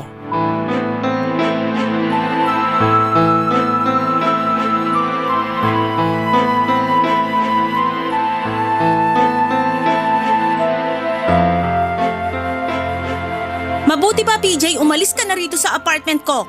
Aalis lang ako rito kapag kasama ko na Alam mo ikaw sumusobra na yung kayabangan mo eh. Una na doon yung lakas ng loob mong sumugod dito sa apartment ko para manggulo. Hindi naman ako nanggugulo. Bakit ba kasi nandyan siya sa'yo? Eh hindi naman ikaw yung kinakasama niya. Sabihin mo, may relasyon ba kayo? Lakas talaga ng amats mo, no? Kung may relasyon man kami, eh yun eh para ko na siyang kapatid kaya overprotective ako sa kanya. At bakit ka naman magiging overprotective sa kanya? Eh ako lang naman to. Safe na safe siya sa akin.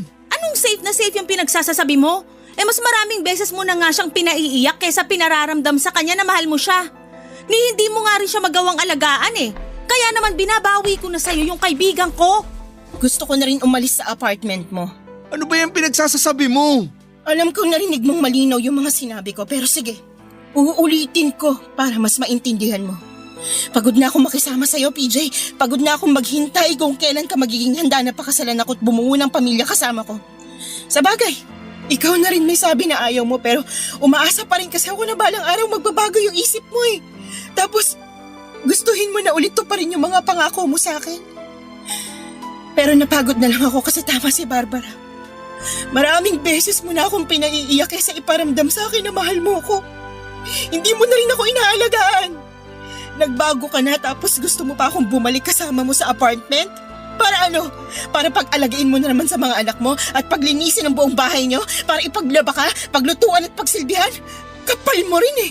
Akala ko ba masaya ka naman sa ginagawa mo? Kaya bakit bigla ka nagrereklamo dyan? Masaya nga ako. Hanggang sa abusuhin mo na yung kabaitan ko. Kapal din naman ang mukha ng lalaking to, oh. Siya pa talaga matapang? Tumahimik ka dyan, Barbara! Hindi ka kasali rito! Ikaw ang tumahimik. Kapal mo. Imbis na magpakumbaba ka, ikaw pa tong maangas? Baka gusto mong tumawag ako ng mga tanod para ipadampot ka. Umalis ka na, PJ. Aalis lang ako kung sasama ka. Hindi na nga ako sasama sa'yo. Ayaw mo na bang ayusin natin to? Pangako, magbabago na ako. Aayusin ko na yung buhay ko para mapakasalan kita. Ayoko nang magpakasal sa'yo. Di bali nang tumanda akong dalaga, wag lang akong mapunta sa katulad mo. Siguro nga, may rason kung bakit nangyari to sa akin eh. Kasi pinoprotektahan lang ako ng Diyos laban sa katulad mo. Kaya wag ka nang umasa na magpapauto pa ako ulit dahil tapos na tayo. Simula sa araw na to, hiwalay na tayo, PJ. Wag mo naman gawin sa akin to. Mahal na mahal kita. Wag mo akong iwalayan. Biglang mahal na mahal kung kailan huli na ang lahat? Hay! Kakagigil ka!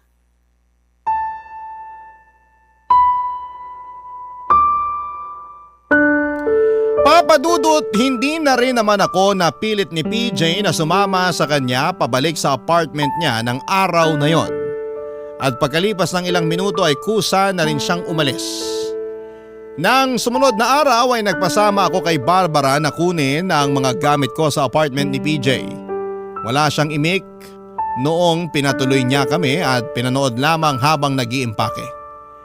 Sinubukan niya pa akong kausapin at makiusap na sana'y magbago pa ang isipan ko pero hindi na po talaga.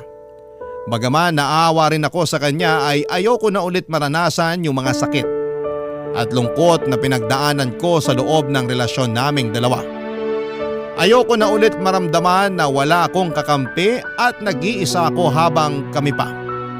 Kaya nga mabuti na lamang at tapos na ang ira ng pagpapakatanga ko. Hindi ko pinagsisihan na minahal ko si PJ pero ayokong mag-alaga ng lalaking tumatandang paurong. Na-realize ko kung gaano ako nag-settle for less dahil lamang mahal ko siya. Kahit nga siguro bare minimum ay hindi niya maibigay sa akin kaya sinabi ko sa sarili ko na ayoko na. Hanggang ngayon, papadudot ay masakit pa rin sa akin ang mga nangyari pero umaasa ako na balang araw ay makakapag-move on din ako. Wala na po akong balita kay PJ at sa mga anak niya pero nasa panalangin ko pa rin na sana'y nasa mabuti silang kalagayan. Kasi kahit papaano ay meron pa rin naman kaming pinagsamahan. Hanggang dito na lamang po ang sulat ko, Papa Dudut, at umaasa ako na sana'y mapili po ninyong i-ere ang kwento ko. Virtual hug po sa lahat ng mga dumaan sa kapareho kong sitwasyon. God bless po sa inyong programa. Ang inyong forever kapuso at kabarangay, Annabel. Barangay Love Stories. Barangay Love Stories. Ako, gigil na gigil talaga ako sa nangyayari sa kwento natin. O ikaw, kabarangay, kumukulo rin ba dugo mo? Pwede kang mag-iwan ng comment sa ating comment section. Nagustuhan ng iyong napakinggan? Ituloy yan via live stream sa www.gmanetwork.com/radio. Barangay LS 97.1. forever. ang mga kwento ng pag-ibig, kwento ng buhay at kwento ng pag-asa dito sa Barangay Love Stories. Love Stories.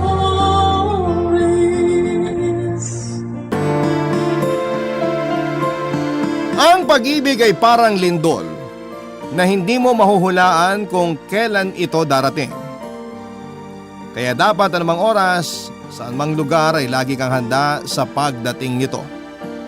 Ikaw kabarangay, naranasan mo na bang umibig sa taong hindi mo inaasahan? Dear Papa Dudut, Old Maid, Bachelor Girl, and BSB. Yan karaniwan ang tawag sa akin ng mga tao. Never pa kasi ako nagkaroon ng karelasyon. Pero kahit na ganoon ay masaya naman ako sa buhay. Masaya ako dahil kontento na ako sa anong meron ako ngayon. Ang kailangan ko na lamang gawin ay i-maintain ito na siya namang nagagawa ko. Ako nga pala si Ivy, 30 years old. Kahit malapit nang mawala sa kalendaryo ang edad ko, ay hindi ako nagpapadala sa pressure ng mga ito. Kahit marami na ang nagsasabi sa akin na kailangan ko na raw mag-asawa dahil tumatanda na ako ay wala akong pakialam.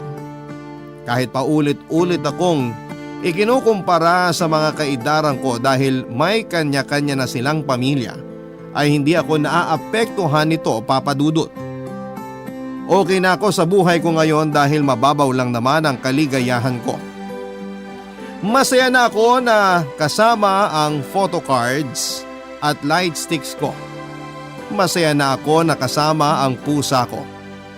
Buo na ang mga araw ko dahil nabili ko na ang inaasam kong latte machine, TV na may sariling subwoofer at sariling message or massage chair. In short ay kontento na ako sa buhay ko, Papa Dudut. Dahil nabili ko na ang mga bagay na gusto kong bilhin. Na-achieve ko na ang ilan sa mga goal ko sa buhay. Stable na ang financial, mental, and emotional well-being ko. Kaya kahit na ano pang sabihin nila tungkol sa inaamag kong love life, ay hindi ko ito kailangan, Papa Dudut.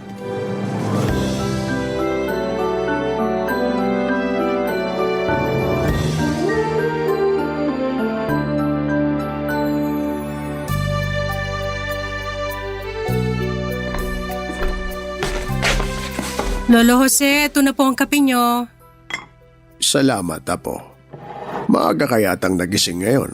Naku, Lo, wala pa ho akong tulog. Gising na talaga ako kagabi pa. Ha? Bakit naman? Hindi ka ba makatulog? Nagpuyat ako kasi tinapos ko yung drama na pinapanood ko online. Wala nga dapat akong planong magpuyat eh. Kaso nagandahan ako sa pinanood ko kaya diniretso ko na. Mabuti weekend ngayon, wala akong pasok. Ano ba yung pinapanood mo at kailangan mo pa talagang pagpuyatan? Naku, sobrang ganda nung dramang yun, Lo. Tungkol kasi yun sa isang babae na mafo-fall sa manipulative na senior student. Kaso ang pangit ng ending, hindi ko gusto. Sayang lang yung puyat ko. Ang hilig mo talaga sa mga ganyang palabas, ano? Doon na lang ako kinikilig eh. Bakit ba kasi ayaw mong maghanap ng nobyo? Para ikaw naman mismo ang gumawa ng sarili mong kwento. Naku, wag na po. Masayang ang oras ko dyan. Sa panahon ngayon, mahirap na maghanap ng matinong relasyon.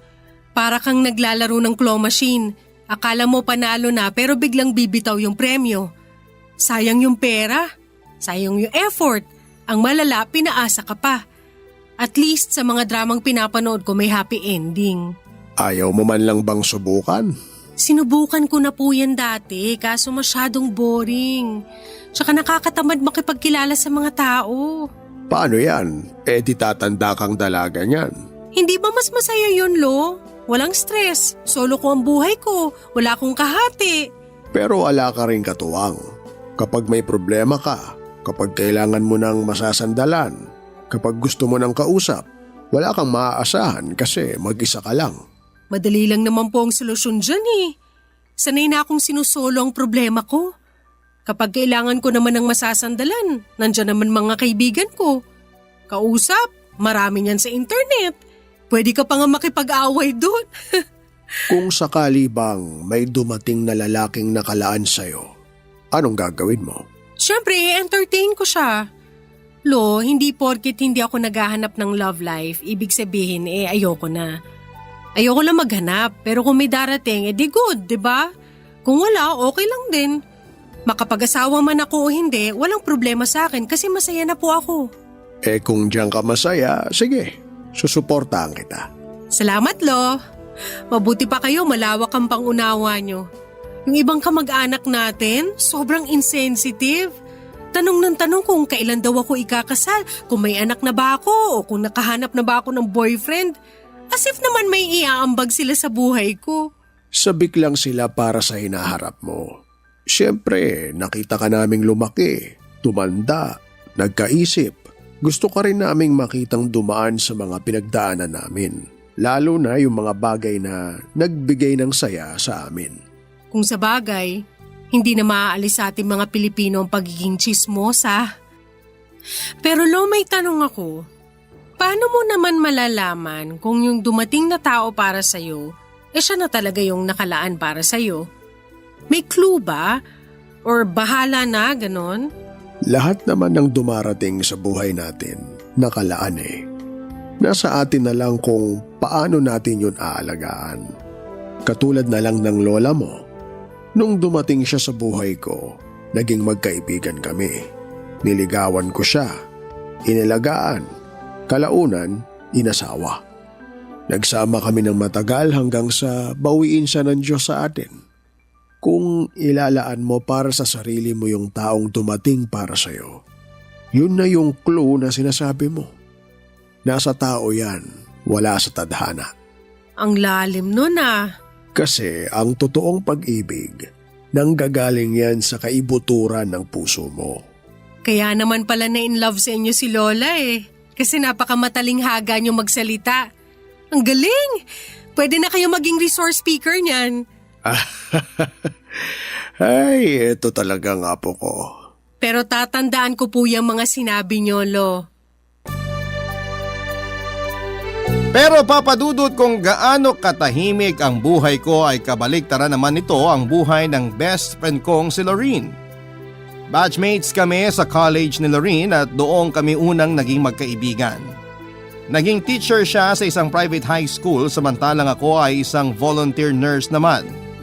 Noong nagkaroon ng bakanteng trabaho sa eskwelahan na pinagtatrabahuhan niya ay hinikayat niya ako mag-apply bilang school nurse doon. Sa kabutihang palad ay nakuha naman ako at simula noon ay sa parehong lugar na kami nagtatrabahong dalawa. Si Lorene ang tipo ng babae na habulin ng mga manliligaw. College pa lamang kami ay hindi na mabilang ang suitors nito. May taglay kasi siyang ganda na nakaw tingin. Kapag nakakasalubong mo siya, mapababae ka man o lalaki ay mapapasulyap ka talaga sa kanya. Para siyang pinaghalong Max Collins at Heart Evangelista. Pero simple lang ang datingan. Nakadagdag pa rito ang pagiging teacher niya na siyang nagbigay ng mabait at mainhin na impression sa personality niya. Pero kahit na pila-pila ang mga manliligaw ni Lorene ay loyal siya sa boyfriend niyang si Hans. 5 years na silang magkasintahan noon at saksi ako kung paano umusbong ang pag-iibigan nilang dalawa. Yun nga lang sa pagtagal ng pagsasama nila ay nakita ko rin kung papaano unti-unting nawala ang init ng kanilang pagsasamahan.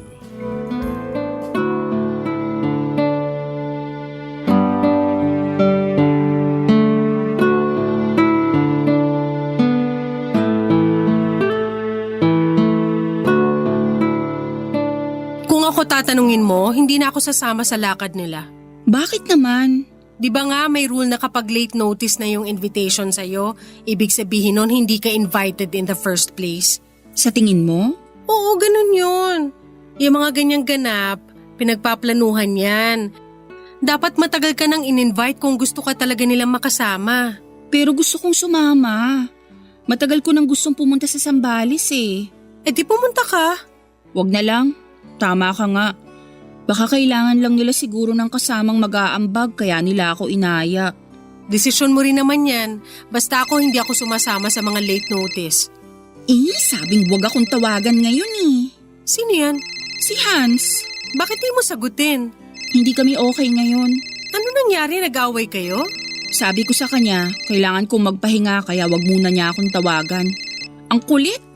Kanina pa tawag ng tawag. Magpahinga? Nandito ka sa labas ngayon kasama ako. I mean, magpahinga sa isa't isa. Oh my gosh, nag-cool off kayo? Parang gano'n na nga. Bakit? Parang nawawala na ako ng gana sa kanya eh. Paano? Anong ibig mong sabihin na wala ka ng gana? Ayaw mo na sa kanya? Alam mo yung feeling na nagsasawa ka na? Yung parang ayaw mo na? Ganon yung nararamdaman ko kay Hans ngayon. Hala, hindi mo na ba siya mahal? Hindi ko alam. Basta ang alam ko lang, iba na yung pagtingin ko sa kanya, hindi na tulad ng dati. Sayang naman yung 5 years. 5 years na kayo, di ba? Oo, matagal na kami. Pero hindi ba? Kahit naman yung paborito mong t-shirt, kahit gaano mo yun kagusto, kumukupas din. Pero kahit na, kung pwede pa rin namang isuot, bakit hindi? Bakit mo iiwan agad? Yun ang problema. Paano kung hindi na kasya? Paano kung nag-grow na ako as a person pero yung boyfriend ko, wala pa rin ipinagbago? Kung ano siya dati, ganun pa rin siya ngayon, napag-iwanan na siya. Dapat sabay kami eh. Pero hindi ko alam kung bakit nanatili na lang siya sa dati. Hindi na ba maayos yan? Parang hindi na eh. Matagal ko nang sinusubukang ayusin pero wala pa rin. Pagod na ako. So ano yun, pagising mo isang araw, ayaw mo na sa kanya? Hindi naman yun overnight decision eh. Mahabang panahon din yun. Parang kandila na naubos na lang. Ganun. So wala na talagang chance. Wala na yata. Pag-usapan nyo na lang muna yan. Oo, gagawin ko yun. Pero sa tingin ko, hanggang dito na lang talaga yung relasyon naming dalawa. Baka hindi lang talaga kami para sa isa't isa. Nakakalungkot naman. Ang tagal nyo ring nagsama eh. Sabi nga nila, kapag hindi inalagaan ng maayos ang isang bagay, malaki ang chance na masira ito. Ganun yung nangyari sa relasyon namin ni Hans. Mag-usap na lang kayong dalawa. Sabihin mo sa kanya lahat ng sinabi mo sa akin para maliwanagan siya. Oo, gagawin ko yon kapag nakapag-isip-isip na ako. Good luck. Sa totoo lang ay hindi kami gaanong close ni Hans, Papa Dudut. Labas kasi ako sa kung ano ang nangyayari sa loob ng relasyon nila ni Ivy. Tuwing lumalabas sila ay hindi ako sumasama kahit na invited naman ako. Ayoko kasing maging chaperone o extra sa isang date dahil kaya ko namang kumaing mag-isa sa labas. May times na nakakasama kami ni Han sa mga important event sa buhay ni Lorraine tulad ng birthday at mga holidays. Pero malimit lang din kaming mag-usap na dalawa para kasing magkaiba kami ng aura ni Hans. Hindi naman po sa ayaw ko sa kanya, Papa Dudut. Hindi lang talaga kami magka-vibes kaya tuwing nagkakausap kami ay puro small talks lamang kaming dalawa. Saka ko na lamang nalalaman ang lahat kapag nag-o-open na sa akin si Lorraine sa mga problema nilang magkasintahan. Kahit na walang experience, ay pilit naman akong nagbibigay ng payo sa best friend ko. Kahit papaano ay ayokong maging bias sa relasyon nila. At kung may mali si Lorraine ay sinasabihan ko talaga siya. Yun nga lang sa pagkakataong yun ay mukhang naubos na lang talaga ang pagmamahal ni Lorraine sa boyfriend niya. Hindi ko inaasahan na kaya niyang tapusin ang 5 taong relasyon ng ganun lang, Papa Dudut. Wala naman ako magagawa dahil hindi ko nasakop ang puso nila Lorraine at Hans. Kaya naman sinusuportahan ko na lamang ang kaibigan ko sa naging desisyon niya. Mabilis din namang nakapag-move on si Lorraine, ang problema ay si Hans ang nahirapang tanggapin ang mga nangyari. Dumating nga noon sa punto na kahit na hindi kami close ay ako ang nilalapitan ni Hans para humingi siya ng tulong. Barangay Love Stories. Barangay Love Stories.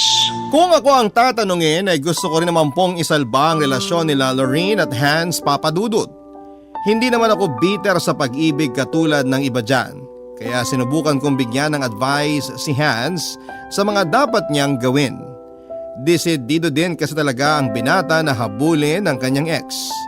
Pinayuhan ko siya na bigyan muna ng space ang kaibigan ko para makapag-reflect siya kung saan o papaano ba nagsimulang gumuho ang kanilang relasyon, Papa Dudut. Kapag alam na niya ang rason ay yun ang dapat niyang ayusin para mawala ang problema at baka sakaling maibalik pa ang lahat sa dati. Papa Dudut, daig ko pa ang love expert noon kahit na wala naman akong alam sa mga pinagsasabi ko. Ganun pa man ay sinunod ni Hans ang mga sinabi ko. Pagkatapos noon ay sinubukan ulit niyang ligawan si Lorene pero ayaw na talaga sa kanya ng kaibigan ko. Kaya kahit na naaawa ako kay Hans ay kailangan ko siyang tapatin. Sinabihan ko siyang tigilan na niya si Lorene at tanggapin na lamang ang katotohanang wala na sila. Ang oras at pag-ibig nila para sa isa't isa ay tapos na. Nagpakalayo-layo si Hans pagkatapos noon, Papa Dudut. Akala ko ay matatapos na ang communication naming dalawa pagkatapos noon pero nagpatuloy si Hans sa pag-contact sa akin para makahingi ng updates tungkol sa ex niya na si Lorene. Gusto lang daw kasi niyang malaman kung okay lang ba siya, kung masaya na ba siya at kung may bago na siya. Kalaunan, ang mga updates na hinihingi niya ay nabaling na sa akin. Namalayan ko na lamang na wala na kay Lorene ang interes ni Hans, kundi nasa akin na pala, Papa Dudut.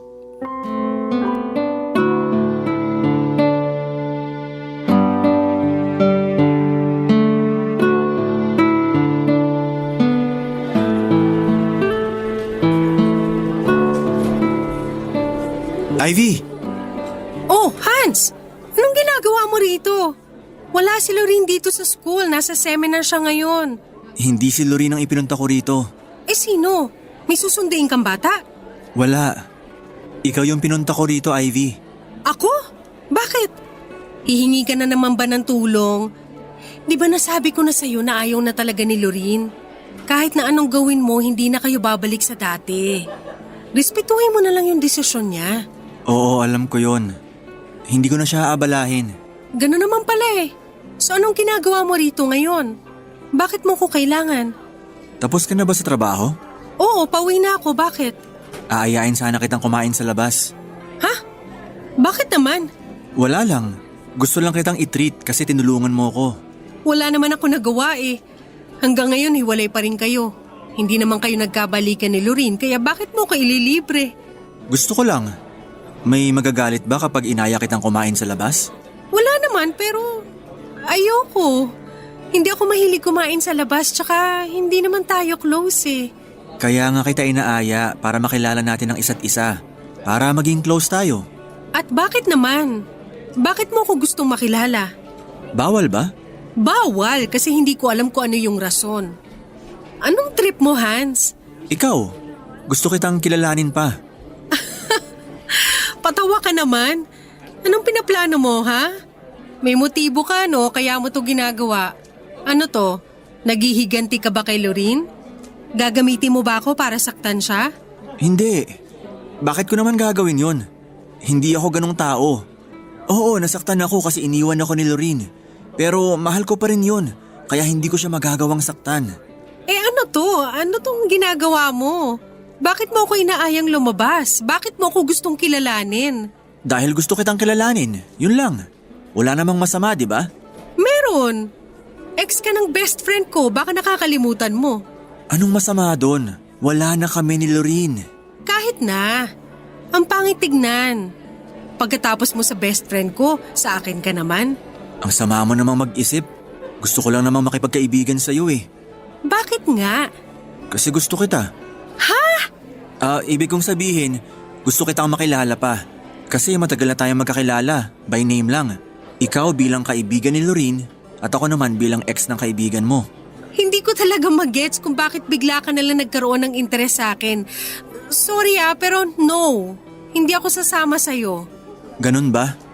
Sige, okay lang. Hindi naman kita mapipilit eh. Salamat. Pero sana wag mong isipin na may pinaplano akong masama dahil lang gusto kong mapalapit sa'yo.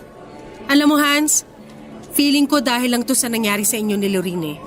Wag na, hayaan mo na siya. Mag-move on ka na.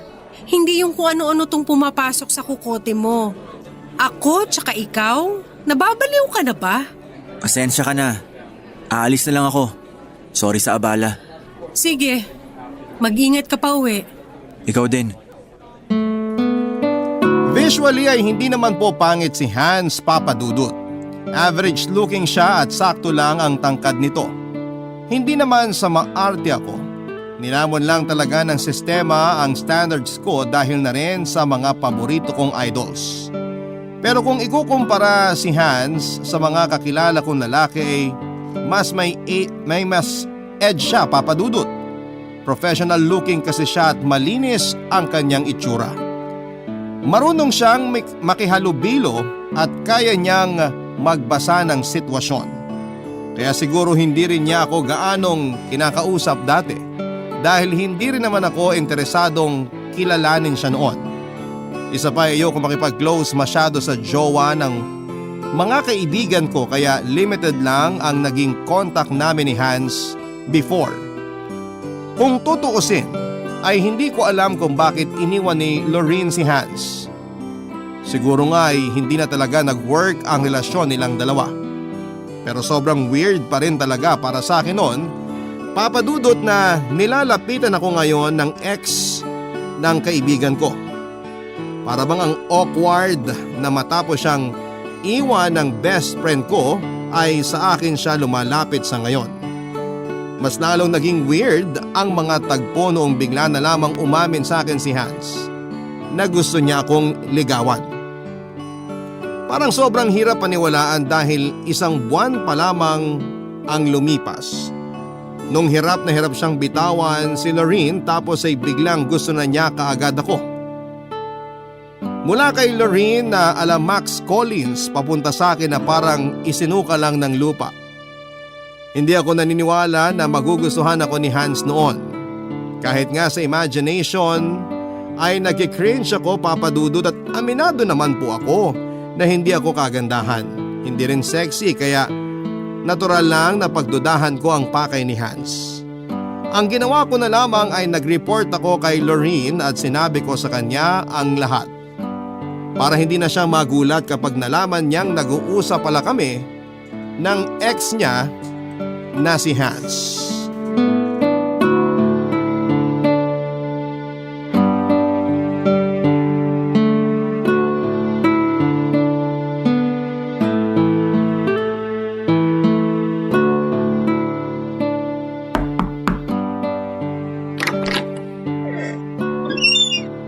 Ivy, hindi ka pa uuwi? Pauwi na. Ililigpit ko lang tong piniprint kong report. Pasok ka muna. Para saan yan? Yung report sa mga severely wasted na bata. Tinitignan nila kung may improvement ba simula nung nag-start yung klase. Ah, okay. Antayin na kita para sabay na tayo umuwi. Sige. Habang nandito ka, may sasabihin pala ako sa'yo. Ano yun? Tungkol kay Hans. Hans na naman?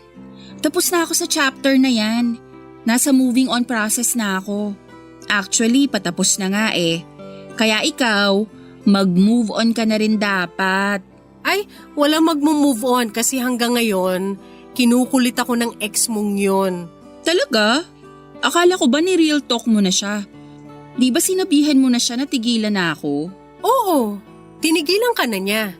Tanggap na raw niya na ayaw mo na sa kanya. O gano'n naman pala eh. Bakit ka pa niya kinukulit? Kasi gusto niya akong ligawan. Ano? Nililigawan ka ni Hans? Wala talaga nakakatuwa dun. Hindi nga. Totoo ba? Oo nga. Inaya nga niya akong kumain sa labas last time eh. Sabi niya gusto raw niya akong kilalanin. Gusto niya makipagkaibigan sa akin. O anong sabi mo? Sabi ko ayoko kasi unang-una ex mo siya. Pangalawa, hindi ko siya gusto. Ano naman ngayon kung ex ko siya? Wala na kami.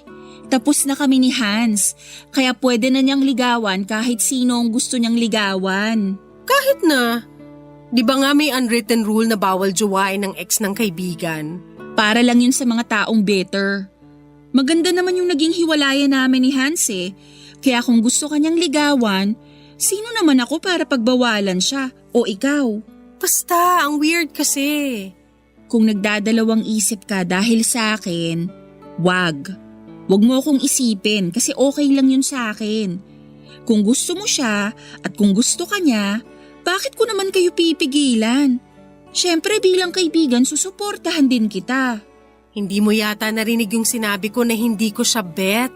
Sa ngayon, pero kapag nakilala mo siya, malay natin kung mabetan mo siya. Hindi yun mangyayari. Ano ka ba, Ivy? Oras na rin siguro para bigyan mo ng pansin yung puso mo.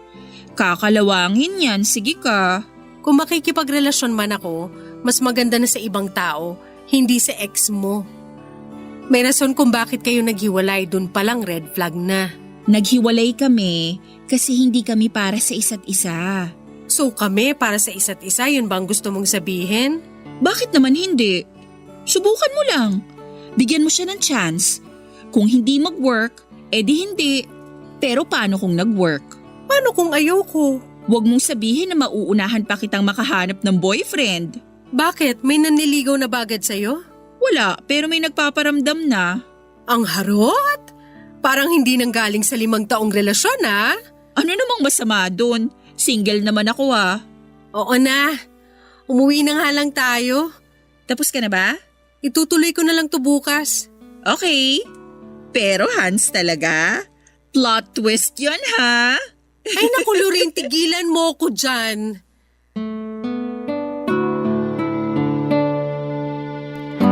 Papadudot kahit na pumayag si Lorraine sa panliligaw ni Hans ay hindi pa rin nagbago ang isip ko. Ayoko kay Hans at never ako nagkaroon ng feelings para sa kanya. Mas lalong mahirap na maging kami dahil ex siya ng kaibigan ko at alam kong may rason kung bakit sila naghiwalay.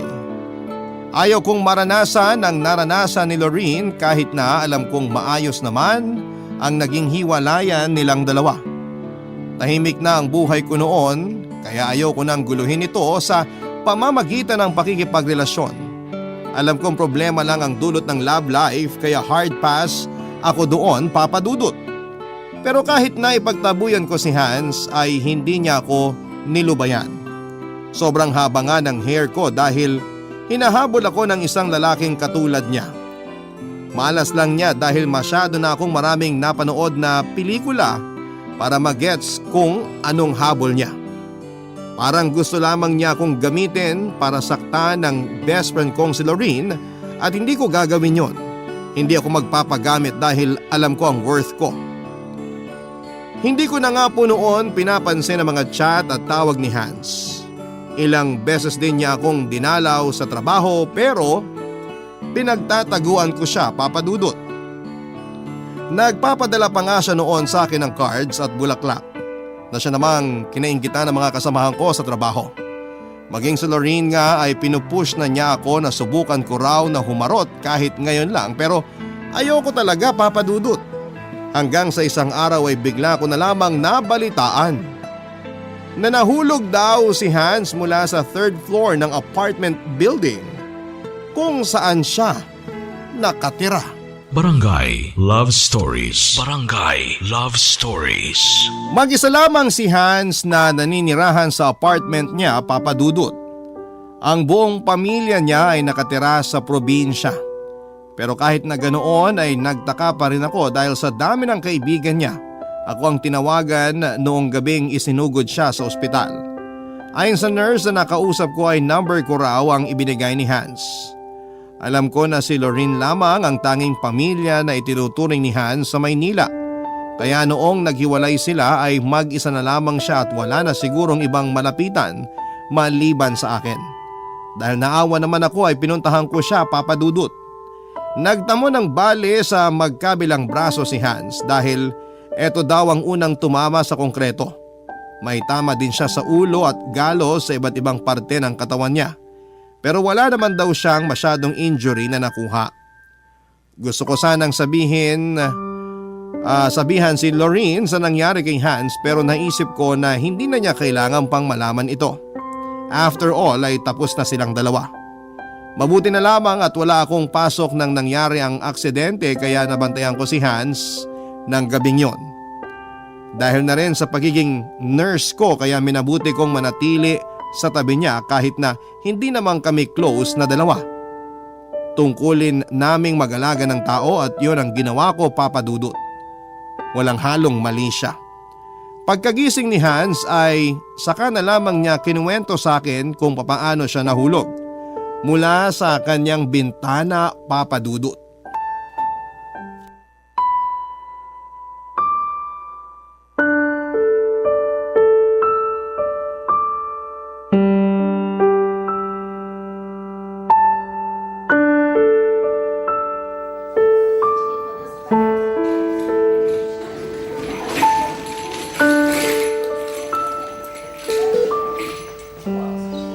Ivy! Ivy, gumising ka na dyan. Anong oras na? Oras na para umuwi. May pasok ka pa bukas, diba? Wala akong pasok bukas.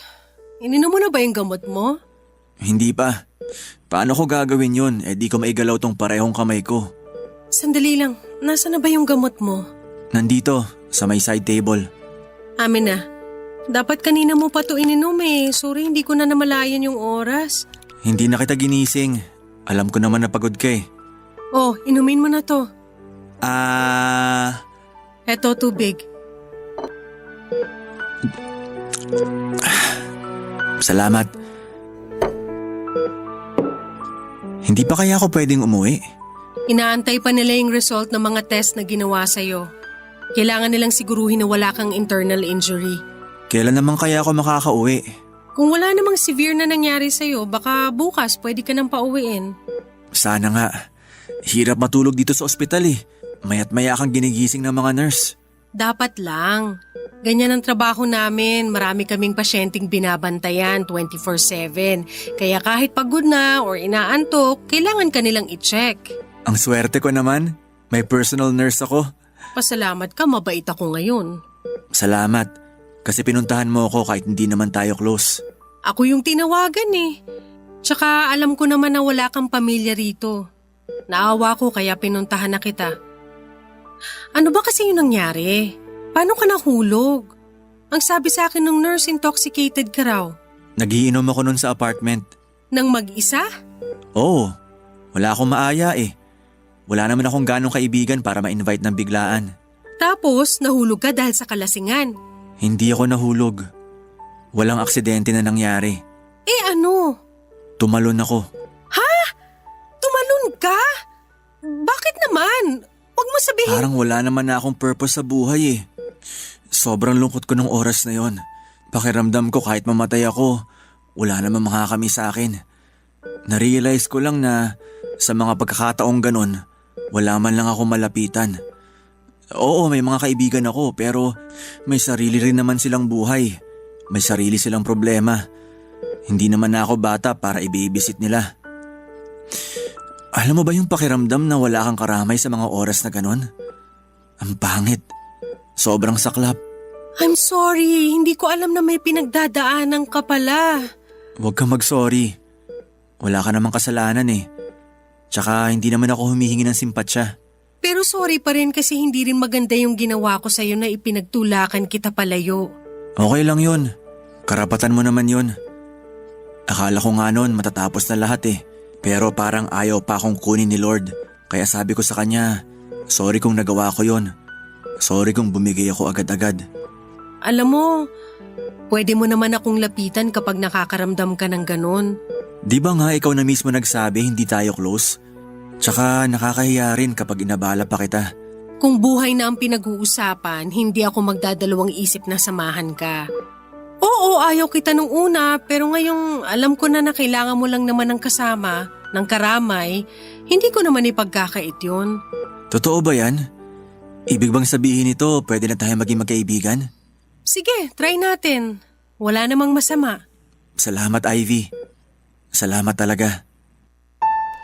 Hindi ko alam, Papa Dudut, pero ng time na yon ay bigla akong naawa kay Hans. Para siyang bata na naghahanap ng kasama. Dahil sa sitwasyon niya ay kinailangan niyang dumepende sa ibang tao dahil wala naman siyang ibang kasama sa buhay, ay hindi ko maiwasang mahabag sa pinagdadaanan niya. Kaya naman ako na lamang din na nag-volunteer na tulungan siya hanggang sa gumaling ang buong katawan niya. Isa pa ay nurse ako at may sinumpaan kaming tungkulin. Alam kong malaki ang maitutulong ko sa mas mabilis niyang pagaling. Pagkatapos ng trabaho ay nagpupunta ako sa apartment ni Hans para ipagluto siya ng pagkain para sa dinner nito. At para na rin tulungan siyang magbihis at maligo. Minsan, pinagluluto ko rin siya ng breakfast at lunch para sa susunod na araw, pero kapag busy ako ay nag-o-order na lamang siya online. Kapag may mga emergency siya ay ako ang tinatawagan niya. Ako na rin ang bumibili ng mga gamot niya at nagpapalit ng mga gasa sa mga sugat niya. Papa Dudut, mahigit 1 buwan ding naging ganon ang setup naming dalawa ni Hans. Hanggang sa nasanay na akong kasama siya. Unti-unti ay nakilala ko ang totoong ugali ni Hans. Mabait siya, Papa Dudut, makulit, moody, pero kahit nagtatampo ay masunurin naman siya. Hindi ko inaasahan na sa mga oras na nagkasama kaming dalawa ay dahan-dahan ding na-develop ang feelings ko para sa kanya.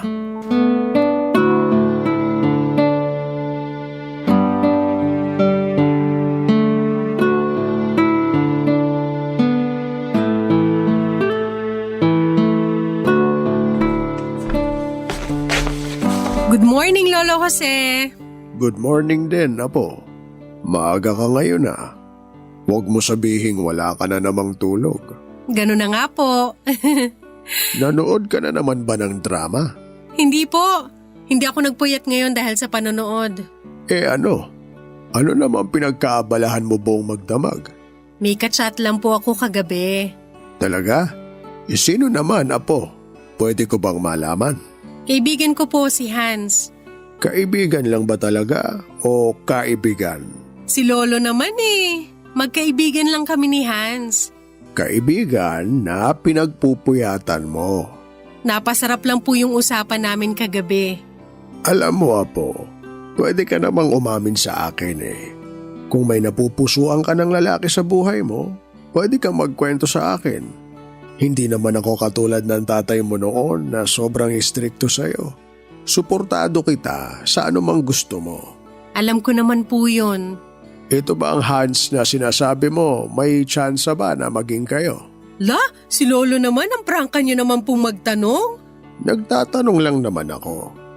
O ano, meron ba o wala? Hindi ko po alam. Siguro. Baka hindi pa natin masasabi sa ngayon. Pero ano naman ang nararamdaman mo para sa kanya? Ako? Marami po. Kung noon wala lang siya sa buhay ko, ngayon parang parte na siya ng mundo ko. Hindi kami close noon pero ngayon siya na laging pumapasok sa isip ko. May concern na akong nararamdaman sa kanya. Natutuwa na ako tuwing nakikita ko yung pangalan niya kapag nagchat-chat siya sa akin. Kinikilig na ako mag-isa. Lo, sa tingin mo ito na ba yung sinasabi niyong pag-ibig? O baka naman ngayon lang to? Nakakaramdam ka ba ng saya sa puso mo kapag naririnig mo ang pangalan niya? Pinaplano mo na ba kung ano ang mangyayari sa inyo sa hinaharap? Kung wala siya sa tabi mo, hinahanap-hanap mo ba siya? Hindi ka ba mapakali kapag di kayo magkasama? Kung oo ang sagot mo sa lahat ng mga tanong na nabanggit ko, malamang umiibig ka na nga, Apo. Pero paano kung hindi pala siya yung taong para sa akin? Sabi ko nga sa'yo, lahat ng taong dumarating sa buhay natin ay nakalaan para sa atin. Nasa mga kamay mo ang sagot sa tanong mo. Kung paano mo pahalagahan yung tao para manatili siya sa buhay mo. Pero siyempre, dapat ganun din ang pagpapahalaga niya sa'yo para manatili ka rin sa buhay niya. Natatakot lang ako. Baka kasi pag nagmahal ako, masaktan din ako sa huli. Parte yan ng buhay. Maraming beses tayong madadapa bago tayo matutong maglakad. Kailangan nating maranasang masugatan para matutunan natin itong gamutin. Ang mga masasamang nangyayari sa buhay natin Kailangan natin yun maranasan para matuto tayo. Matakot ka pero huwag mong itago ang sarili mo sa mga oportunidad. Mga oportunidad na mas magpapayabong pa sa karanasan mo sa buhay. Ang galing nyo talaga magpayo, Lo. Tama po kayo, walang mangyayari kung mananatili akong takot. Salamat, hindi ko po yan kakalimutan. Basta Apo, ano man ang mangyari, nandito lang ang lolo mo para gabayan ka. Opo. Nga pala, nagkape na po ba kayo? Pagtitimpla ko po kayo kung gusto nyo. Abay, sakto. Di pa ako nagkakape. Inaantay kasi talaga kita dahil gustong gusto ko yung timpla mo ng kape, Apo. Siyempre naman po. Mas masarap to kaysa sa nabibili sa labas. Sandali lang po gagawan ko kayo ng kape nyo.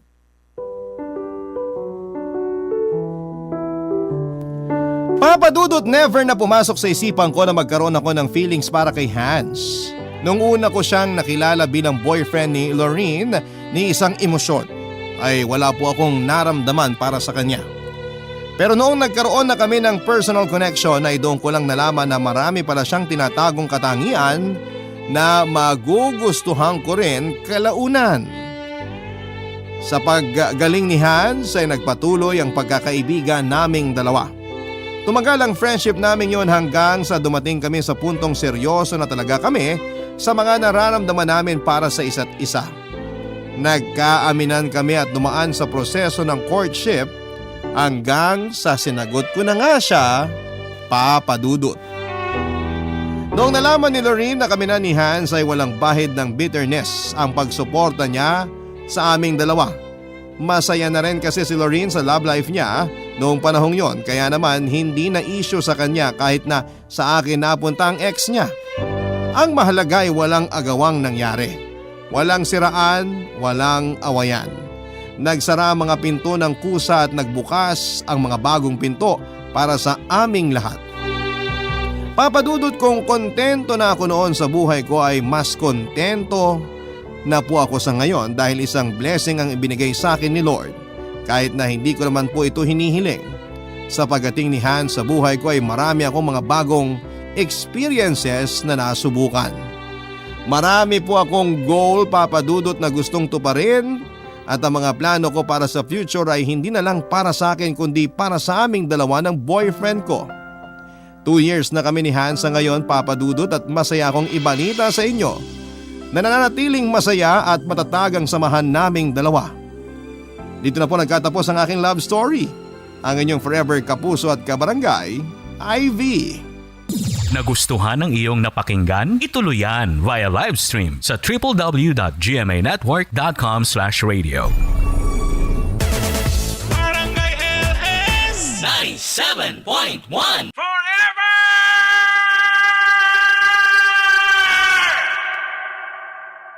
Ang mga kwento ng pag-ibig, kwento ng buhay at kwento ng pag-asa dito sa Barangay Love Stories. Love Stories.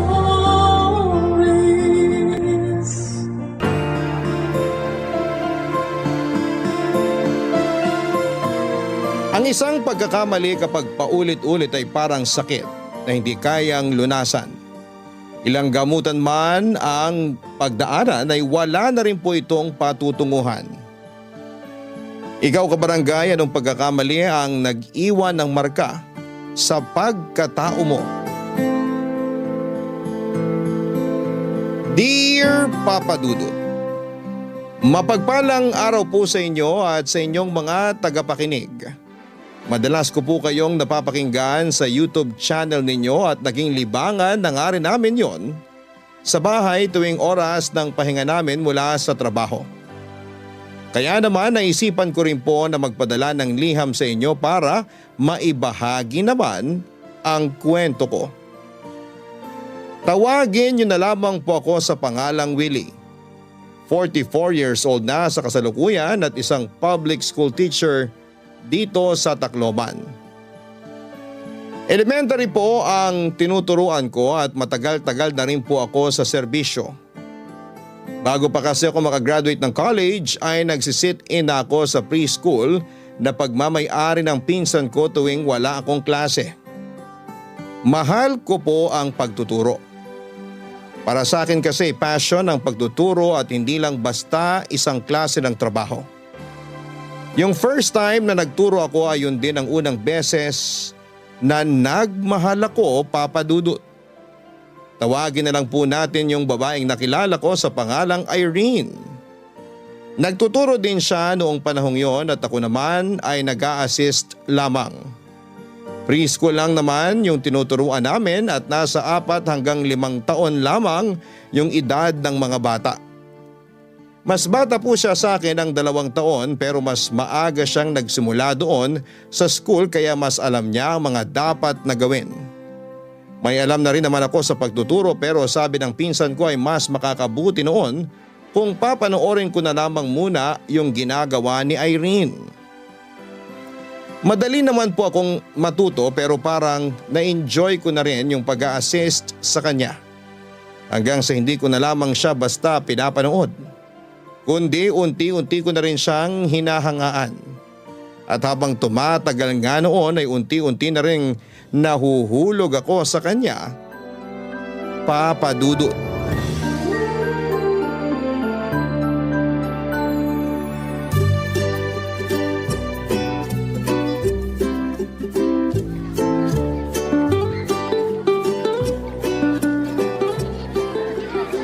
Grabe talaga yung mga bata ngayon, no? Ano ibig mong sabihin? Mababait naman sila. Yun naman talaga yung ibig kong sabihin. Akala ko lang kasi may mga nag-iiyakan at nag-aaway din dito. Nag-aaway? Naku, bihira yun dito. Tsaka masyado pa silang bata para sa mga ganung bagay. Yung iyakan, oo meron. Halos magwala pa nga sila kapag iniiwan dito ng mga magulang nila. Pero ganon nung bago pa lang sila dito. Nakapag-adjust na naman sila ngayon. Mas mabuti kung ganun. Doon kasi sa amin, saglit pa lang sila naglalaro, asahan mo nang iyakan na yung kasunod. Palakasan pa nga eh. Nag-aagawan kasi sila sa mga laruan hanggang sa magkasakitan, tapos magsusumbong sa nanay. At kapag nalaman ng mga nanay, sila naman yung mag-aaway-away.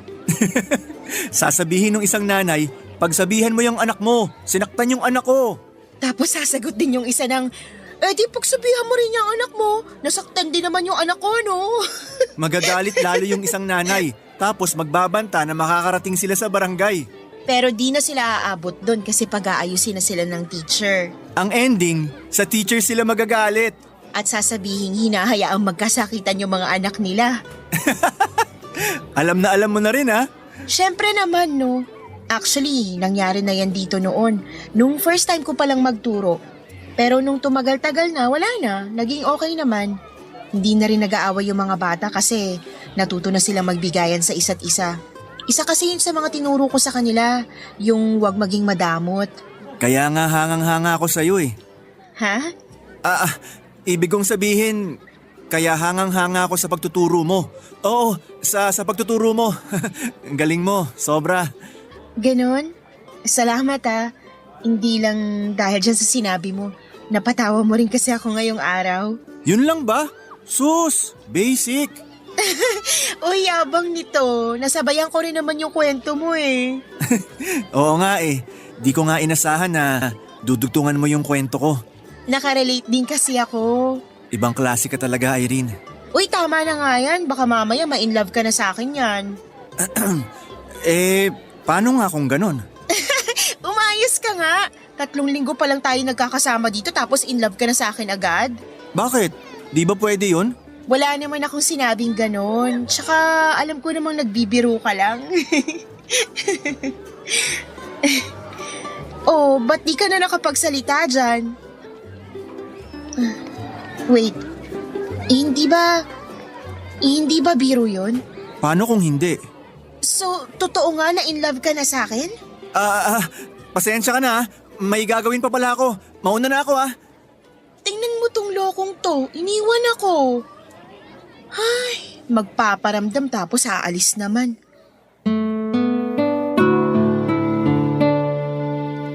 Papa Dudut, nakakahiyamang aminin pero kumaripas ako ng takbo noon dahil sa labis na kahihiyan. Hindi ko man direktang sinagot yung tanong ni Irene ay malinaw na sa kanya yung nararamdaman ko ng time na yon. Isa pa ay nabigla din ako sa kanya noon, Papa Dudut.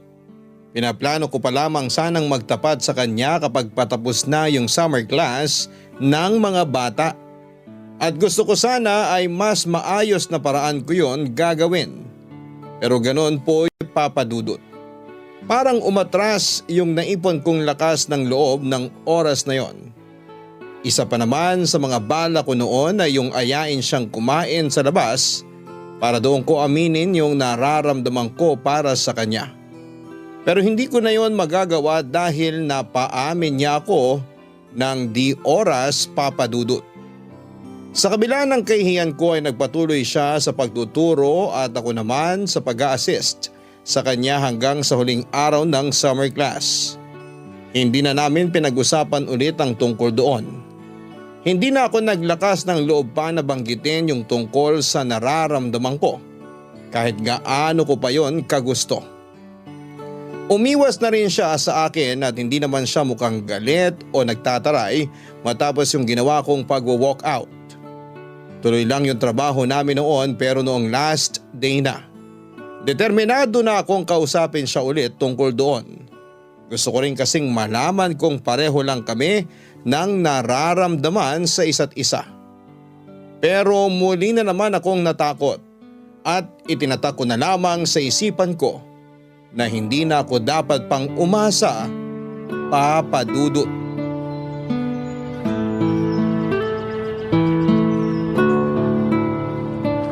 Irene, pauwi ka na ba? Oo, pauwi na. Bakit? Sabay na ako sa'yo. Pupunta kasi ako sa bayan eh. Di ba doon ka umuwi? Oo, ikaw. Di ba malapit ka lang dito? Oo. Isang tricycle lang. Minsan nga nilalakad ko lang pag gusto ko magpapawis. Araw-arawin mo yun para pagpawisan ka. Exercise din kaya yun. Parang di ko naman kailangan yon. Fit naman ako ah. Fit nga, pero pag di mo na-maintain yan, pwede ka ring tumaba. Di naman ako takot na tumaba. Tsaka mangyayari lang yun kung malakas akong kumain. Sos, wag ka na nga magpanggap dyan. Para namang di tayo nagkakasabay kumain. Dapat nga sa'yo, only rice palagi sa lakas mong kumain eh. Ganun ba ako katakaw sa paningin mo? Ikaw nagsabi niyan at ikaw lang din nag-iisip ng ganyan. Teka, ano palang gagawin mo sa bayan? May bibilhin lang. Hindi na pwedeng ipagpabukas? Ano ba yung bibilin mo? Basta, hahanapin ko pa kasi yun eh. Sasakay ka na ba ng jeep? Libre na kita ng pamasahe. Wag na, may pamasahe naman ako. Alam ko naman yon, pero bawal ka na bang ilibre? Hindi mo naman kasi ako kailangang ilibre ng pamasahe. Hindi naman ako magji-jeep eh. Ha? Eh wala namang dumadaang bus dito. Kung tricycle naman, mapapamahal pa pamasahe mo. Tsaka di umaabot ng bayan yun. Tatanggihan ka ng mga tricycle driver pag nagkataon. Sino ba kasing may sabi sa'yo na sasakay ako? Anong ibig mong sabihin? Maglalakad ako. Ha? Eh mga 3 kilometro yun o baka nga nasa 4 pa eh. Kaya mo bang lakarin yun? Oo, kaya ko yun. Pero bakit? Sasabay ka, diba? Kung sasabay ka, kailangan mong maglakad ng ganun kalayo. Bakit? Yun ba yung challenge mo sa akin para… Hindi yun challenge. Kakailanganin mo yun kapag narinig mo na yung sasabihin ko sa'yo. Ha? Ano yung sasabihin mo? Busted na ba ako kaagad? Anong busted sinasabi mo dyan? Di ka pa naman nanliligaw ah. Sa pagkakaalala ko nga, tinakbuhan mo ko pagkatapos mong aminin na in love ka na sa akin eh. Ano ka ba? Wag mo na nga ipaalala yun. Ayoko na nga maalala yung malaking kahihiyan ko na yun eh. Ikaw lang naman kasi nag-iisip na kahihiyan yung ginawa mo. Hayaan na nga natin yun. Ano na nga ulit yung sasabihin mo? Yun na nga. Mukhang kakailanganin mong lakarin yung 4 na kilometro bago ka makamove on kapag sinabi ko sa'yo na… Na mahal kita. Mahal mo ako? Sabi ko na nga ba ganyan magiging reaksyon mo. O ano, sisimulan na ba natin maglakad? Ha? Teka sandali. Pwede bang ulitin mo muna yung sinabi mo kanina? Sorry, pero di na pwede ulitin yon. Oh, ayan na pala yung jeep na pabayan eh. Paparahin ko na ha. Para! Huy, tama na yung kakatulala mo dyan. Halika na, di ka sasakay? Ay, bahala ka nga dyan. Papadudot na bigla ako sa sinabing yon ni Irene. Sa gulat ko ay hindi ko na nagawa pang makapag-react ng tama at natulala na lamang sa harapan niya. 2 beses nang nangyari yon na hanggang porma lamang ako. At laging nauunahan ni Irene. Sa tagal ko kasing mag-ipon ng lakas ng loob ay parang si Irene pa. Yung naging lalaki sa aming dalawa, Papadudot. Kaya naman ang panahon na yon ay hulog na ako sa kanya. Napakasaya ko nga po noong naging kami na. Kami pa rin ni Irene habang nag-aaral kami sa kolehiyo. Naging maayos yung relasyon naming dalawa at masasabi ko po na hindi ako yung nagdala ng relasyon namin kundi siya. Kahit magkaiba kami noon ng school ay hindi yun naging hadlang para magpatuloy yung magandang samahan namin. Naging kampante nga ako noon na magiging kami pa rin hanggang sa makagraduate na kami at makapagtrabaho. Kumbaga po, Papadudot, ay masyadong naging madali sa amin ang lahat. Kaya naman pumasok na sa isipan ko noon na kami na talaga yung magkakatuluyan. Na-imagine ko na po kasi na magiging asawa ko na siya at magkakaroon kami ng mga anak sa hinaharap. Pero napagtanto ko na lamang na hindi pala ganoon ang realidad. Sa totoong buhay ay may dumarating na malalaking pagsubok. At kung mamalasin pa ay pwedeng isa yung trahedya, Papadudot. Barangay Love Stories. Barangay Love Stories. Papadudot, ilang buwan bago kami graduate ay nagbago ang relasyon naming dalawa ni Irene. At nagsimula po yon ng may nangyari. Hindi sa aming dalawa kundi sa pamilya mismo ni Irene noong panahong yon. Inatake sa puso ang tatay niya at pagkatapos noon ay hindi pa man nakaka-recover ang tatay niya ay na-stroke naman ang nanay niya. Malayo ang probinsya kung saan ay naiwan ang mga magulang ni Irene. Tagabayog sa Zamboanga del Sur pa sila, sa Tacloban lang kasi siya nag-aaral noon dahil sa tiyahin niyang nagpapaaral sa kanya at tumutulong para magkaroon siya ng part-time job. Habang nag-aaral ay nagtatrabaho siya para kahit papaano. Dala siya sa pamilya niya sa Zamboanga. Sa nangyaring trahedya sa pamilya ni Irene ay bigla siyang nag-decide na umuwi na sa kanila.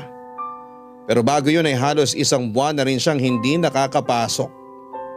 Nung nangangailangan kasi ng pera ang pamilya niya ay mas pinili muna niya ang magtrabaho kesa ituloy ang pag-aaral. Alam ko na hindi ko naman siya noon masasamahan dahil gagraduate na ako at hindi pwedeng tumigil sa pag-aaral tulad niya. Kailangan ko na rin kasi noong kumita ng pera para sa pamilya ko na umaasa sa akin. Dahil sa magkaibang desisyon namin, unti-unting nagbago yung relasyon naming dalawa. Nagbago si Irene pero bago siya umalis, ay nagkita muna kami sa huling pagkakataon. Kapag nakauwi na siya ay doon na siya mag-i-stay sa Bayog at hindi na babalik pa sa Tacloban, Papadudot.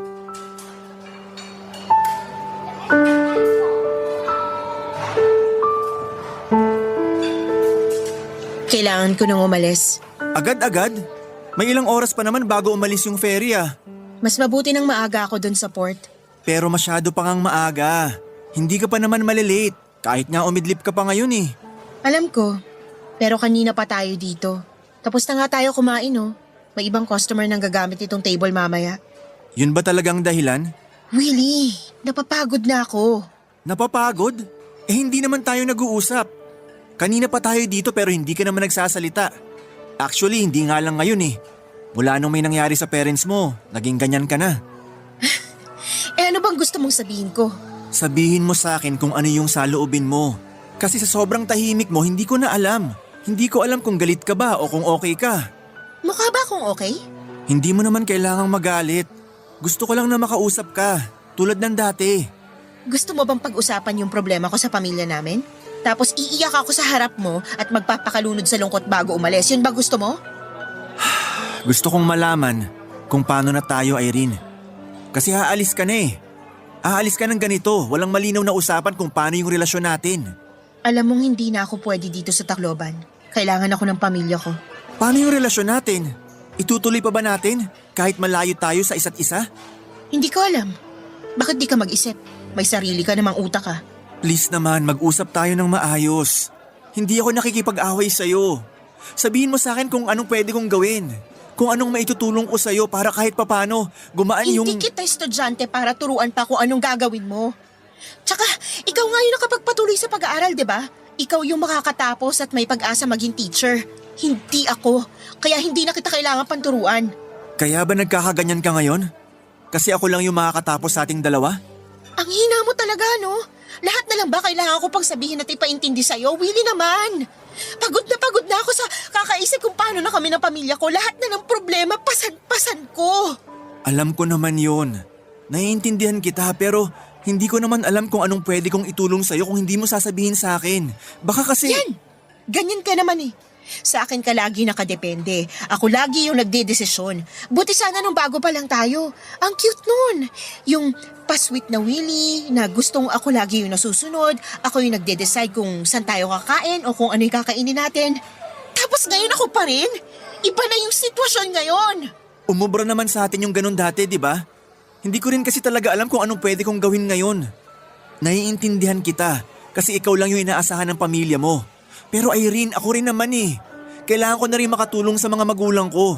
Yung mga naiisip kong gawin para tulungan ka, hindi naman pwede. Hindi ba talaga pwede? O ayaw mo? Alam mo, huwag mong ibigay sa akin yung pagdedesisyon sa bagay na alam mo naman yung dapat o pwede gawin. Tinatanong mo ko kung anong pwede mo may tulong, di ba? Actually, malaki nga eh. Kaso, duwag ka. Irene naman. Tama na tong kadramahan na to. Wala na rin naman patutunguhan eh.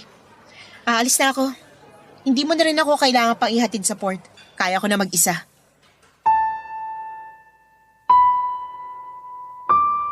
Papadudot yung pag-alis na yon ni Irene pauwi ng Zamboanga ay siya ring pagkawala niya sa buhay ko.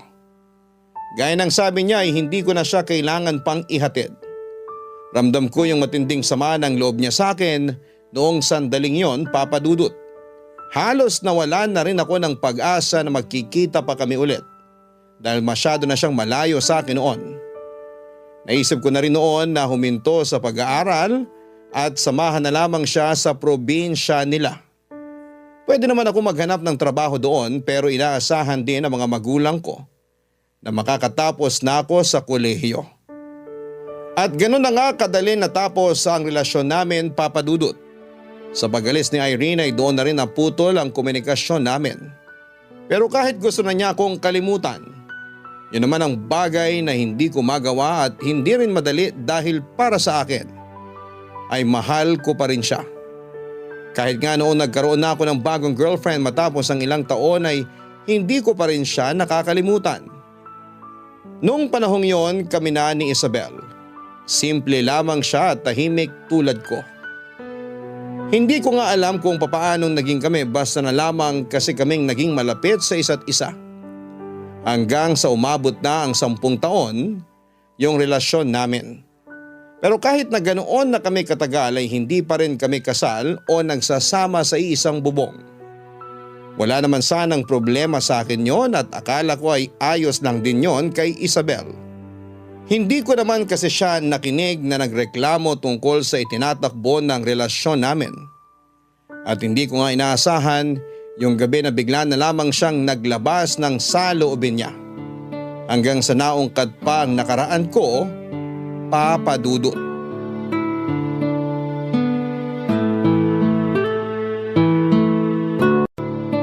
Willie, Oh, happy anniversary!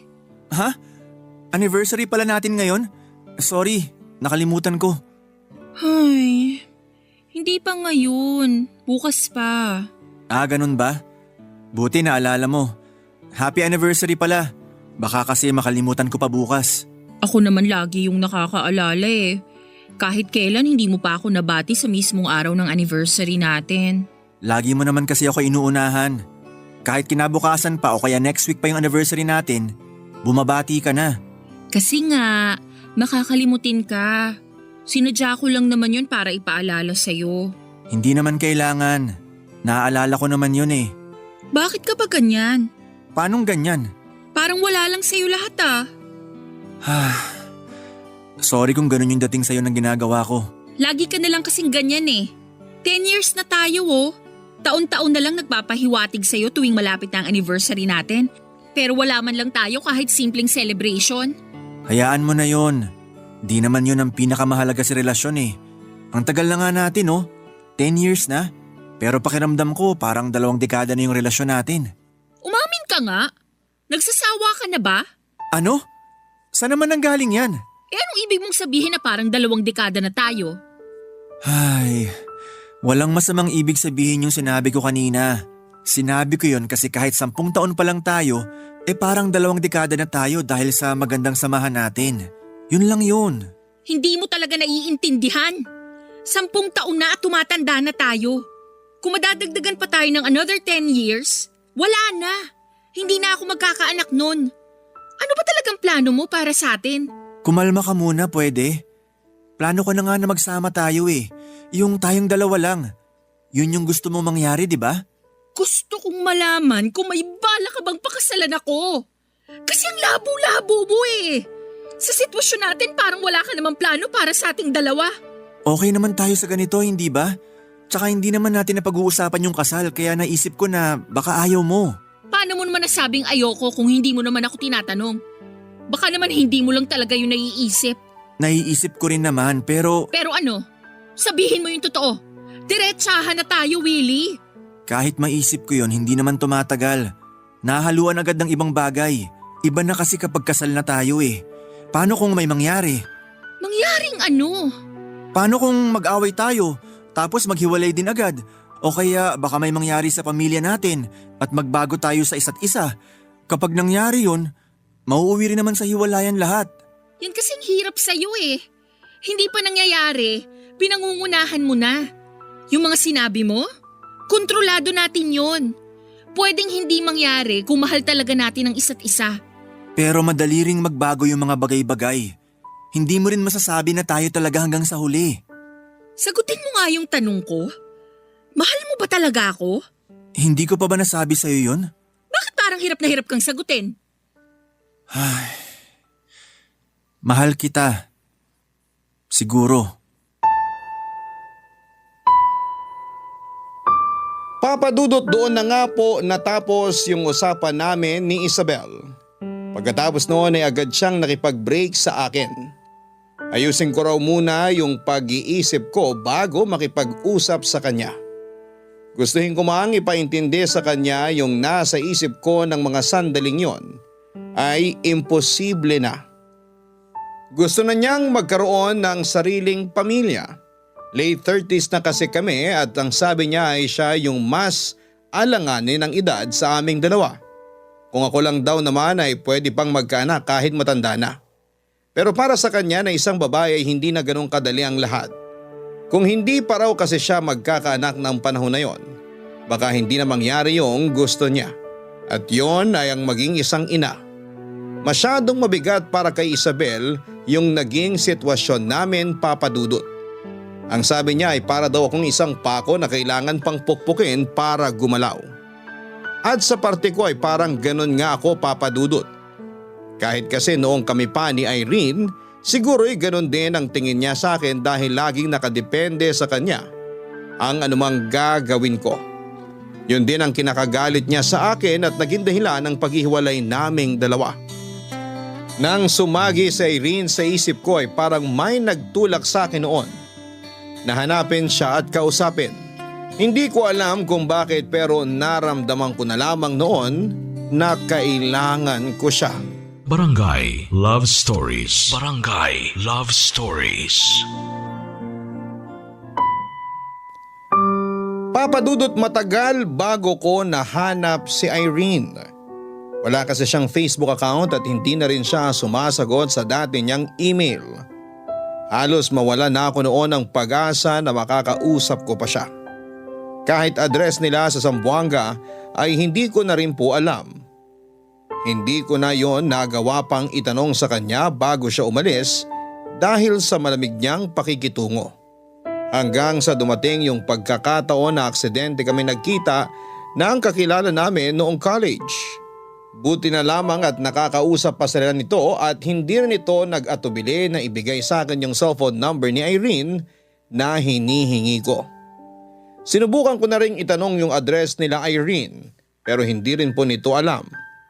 Nung huling beses daw kasi silang nagkausap ay nasa Zamboanga pa rin siya. Kung gusto ko raw yon malaman ay si Irene na lamang ang tanungin ko. At yun na nga ang balak kong gawin, Papa Dudut. Kung may maramdaman kami ulit para sa isa't isa at single pa rin siya ay handa na akong samahan siya kahit saan pa niya gusto. Ipinangako ko sa sarili ko na kung magkakaroon man ako ng isa pang pagkakataon, hindi na ako magiging tulad ng dati na kailangan pang sabihan ni Irene sa dapat kong gawin. Pero naisip ko rin noon na mangyayari lamang yon kung pwede pa, Papa Dudut.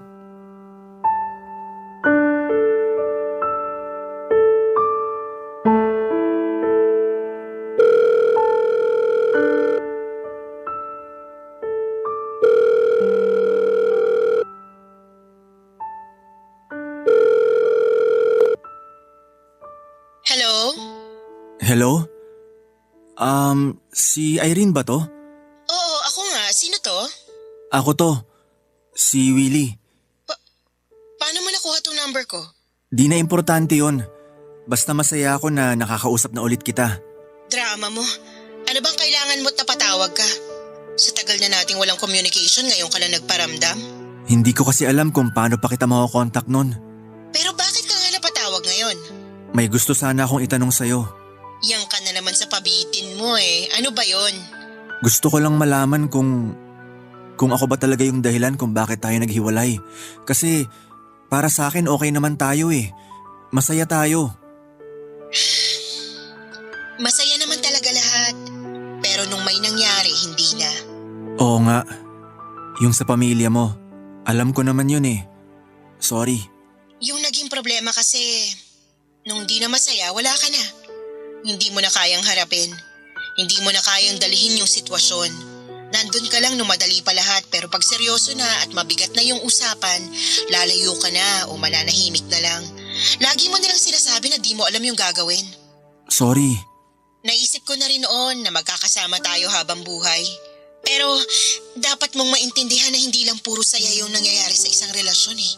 Kasi kahit tayong dalawa lang dito, may pamilya tayo na hindi dapat tinatalikuran sa oras ng kagipitan. At nung naranasan ko yon, akala ko madadamayan mo ko. Pero hindi eh. Nalungkot din naman ako sa nangyari noon. Pero hindi ko talaga alam kung anong pwede kong gawin. Kita mo na? Ikaw pa rin yan eh. Hindi naman porke sinabi ko na kailangan ko ng karamay, kailangan ko ng taong malulungkot para sa pamilya ko. Ang kailangan ko noon, yung paghuhugutan ko ng lakas habang lugmok na lugmok ako. At alam mo na hindi mo yun naibigay sa akin. I'm sorry, Irene. Sorry kung hindi ko naibigay sa'yo yung lakas na kailangan mo. Akala ko kasi porke alam ko na matibay ka, na malakas ka, kayang-kaya mo na lahat. Nakakahiya mang aminin pero nung panahong yun, parang ako pa yung naging mahina sa ating dalawa. Nasanay kasi ako na sunod lang ng sunod sa'yo. Sinisisi mo ba ako? Ha? Hindi kita sinisisi. Di bali na. Tapos na naman yun eh. Kinaya ko namang alagaan yung mga magulang ko. Wala eh. Kinailangan kong humugot ng lakas sa akin mismo. Kasi wala naman akong ibang aasahan. Hindi ako pwedeng maging mahina nung time na yon. Yung lakas na naipon ko, yun din yung ibinigay ko sa pamilya ko. Pasensya ka na talaga. Sa totoo lang, hiyang-hiya na ako sa'yo. Kahit mahiya ka pa ngayon, tapos na yun. Huwag na nating ibalik pa. Yung mga magulang mo nga pala, kumusta na sila? Wala na si tatay. Namatay siya 4 years ago. Inatake ulit kasi mahina na yung puso niya. Si nanay naman, ayun, malakas na ulit. Basta tuloy-tuloy lang yung maintenance. Ganun naman kasi talaga pag tumatanda na. Sorry talaga ah. Grabe pa pala yung pinagdaanan mo nung nakauwi ka na sa inyo. Sus, tama na nga yung kakasorry mo. Alam ko rin naman yung dahilan kung bakit tinawagan mo ko ngayon eh. Sigurado ako, may problema ka. Tama ka. Kung ano man yan, harapin mo. Huwag mong takasan. Tanggapin mo yung realidad na hindi tayo puro saya lang. Hindi tayo naglalaro pagdating sa relasyon, Willie. Kung ano man yung naging pagkukulang mo sa akin noon, huwag mo nang uulitin ngayon. Sana di na lang tayo naghiwalay. Sana tayo pa rin. Tapos na yun. Huwag na nating balikan pa kasi wala na. Wala nang babalikan pa. Papa Dudut, nagpatuloy pa yung usapan namin ni Irene. Hindi ko akalain na matutuwa siya sa pagtawag ko sa kanya. Lakas loob ko ring inamin sa kanya na mahal ko pa rin siya. Pero hindi na talaga kami pwede. May sarili na rin kasi siyang pamilya at may mga anak na siya. Yung unang beses na nagkausap kami ni Irene matapos ang mahigit 1 dekada, doon na rin naputol ang ugnayan namin. Sinubukan ko naman siyang tawagin matapos ang ilang buwan pero hindi ko na siya makontak. Hanggang sa mapagtanto ko na lamang na hindi na yon ang number niya. Mukhang sinadya niyang magpalit ng dahil sa akin. Pero hindi na rin naman sumama ang loob ko dahil maayos ang naging pagtatapos ng usapan namin. Tinawagan ko lang din siya ulit noon, hindi para kulitin siya o makipagbalikan sa kanya, kundi para imbitahan siya sa kasal namin ni Isabel. Papa Dudut, next year pa dapat yung kasal namin pero napabilis yon dahil buntis na si Isabel ng panahon na yon. Isa pa ay hindi rin maganda para sa isang assistant principal na magkaroon ng anak nang hindi pa ikinakasal. Kaya hindi na namin yon pinatagal pa. Pero aaminin ko na malaki ang naitutulong sa akin noon ni Irene ng araw na nagkausap kami. Doon ako nalinawan sa relasyon kasi namin ni Isabel. Ako talaga yung nagkulang. Sa tagal na kasi namin at medyo alanganin na rin yung edad niya, matagal ko na dapat naisip na pakasalan siya. Hindi ko lang maamin pero hindi ko pa noon lubos na napapalaya ang sarili ko kay Irene. Kaya pagkatapos ng pag-uusap namin yon ay buo na ang desisyon ko na ibuhos ang lahat ng atensyon at pagmamahal ko para sa babaeng handa akong makasama ng mas matagal pa. Sinuyo ko si Isabel hanggang sa tinanggap na niya yung proposal ko. Kaya yon, Papa Dudut, hindi na namin pinatagal pa yung pagpapakasal.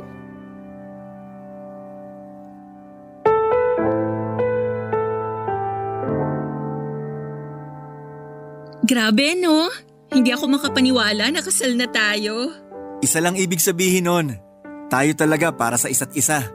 Sino ba naman kasing mag-aakala? Nag-break tayo, di ba? Akala ko nga mawawala ka na talaga sa akin. Sobrang lungkot ko kaya nung naisip ko na nasayang lang yung 10 years nating relasyon. Sorry na. Masyado pa kasing immature tong asawa mo. Mukhang kailangan mo yata patinuin. Sus, gagawin mo pa talaga akong nanay ha? Baka nakakalimutan mong mas matanda ka pa sa akin. Biro lang. Pero seryoso, ngayong kasal na tayo, sisikapin kong punan lahat ng naging pagkukulang ko sa'yo. Babawi ako. Hindi mo naman kailangan bumawi.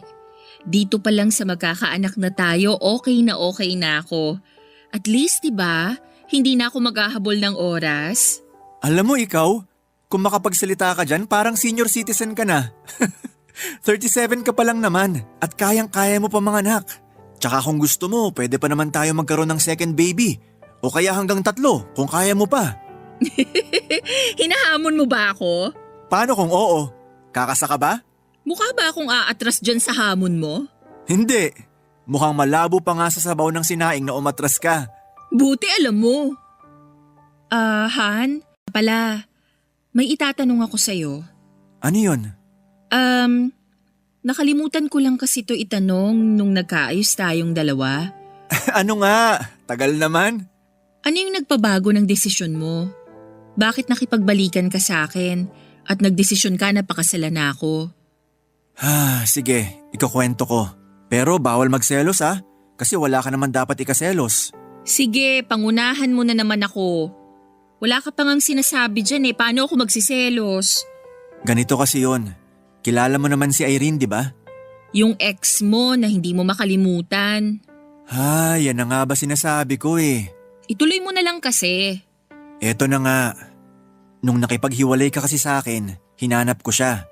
Hanggang sa nakontak ko siya at nagkausap kami. Tapos nakipagbalikan ka sa kanya pero hindi ka pinagbigyan? Mas tama sigurong sabihin na nalinawan ako. Yun mismo, aaminin ko, mahal ko pa rin siya hanggang sa mag-usap kami ulit. Kaya nga di ko pa naiisip no na magpakasal. Pero nung ipinaunawa niya sa akin kung gaano kalaki yung pagkukulang ko bilang boyfriend mo, doon ako natauhan. Kung ganon, siya pala yung dahilan kung bakit masaya tayo ngayon? Parang gano'n na nga. Pero syempre, ikaw yung pinakamalaking dahilan kung bakit masaya at kontento na ako ngayon. Alam mo, medyo nakakaselos yung part na pagdating sa kanya, nakikinig ka. Tinatablan ka. Pero sa akin, kahit umiyak na ako, wala pa rin. Wala pa kasi kaming closure. At yung huling usap namin, yun na rin yung pumutol sa ugnayan naming dalawa. Para akong nakalaya. Doon ko talaga naisip na malaking bagay pa rin yung past para maayos yung present. At yung maayos na present naman, yung bubuo ng magandang future. Tama ka. Ikaw kasi yung present na yon. At yung future naman, yung magiging anak natin.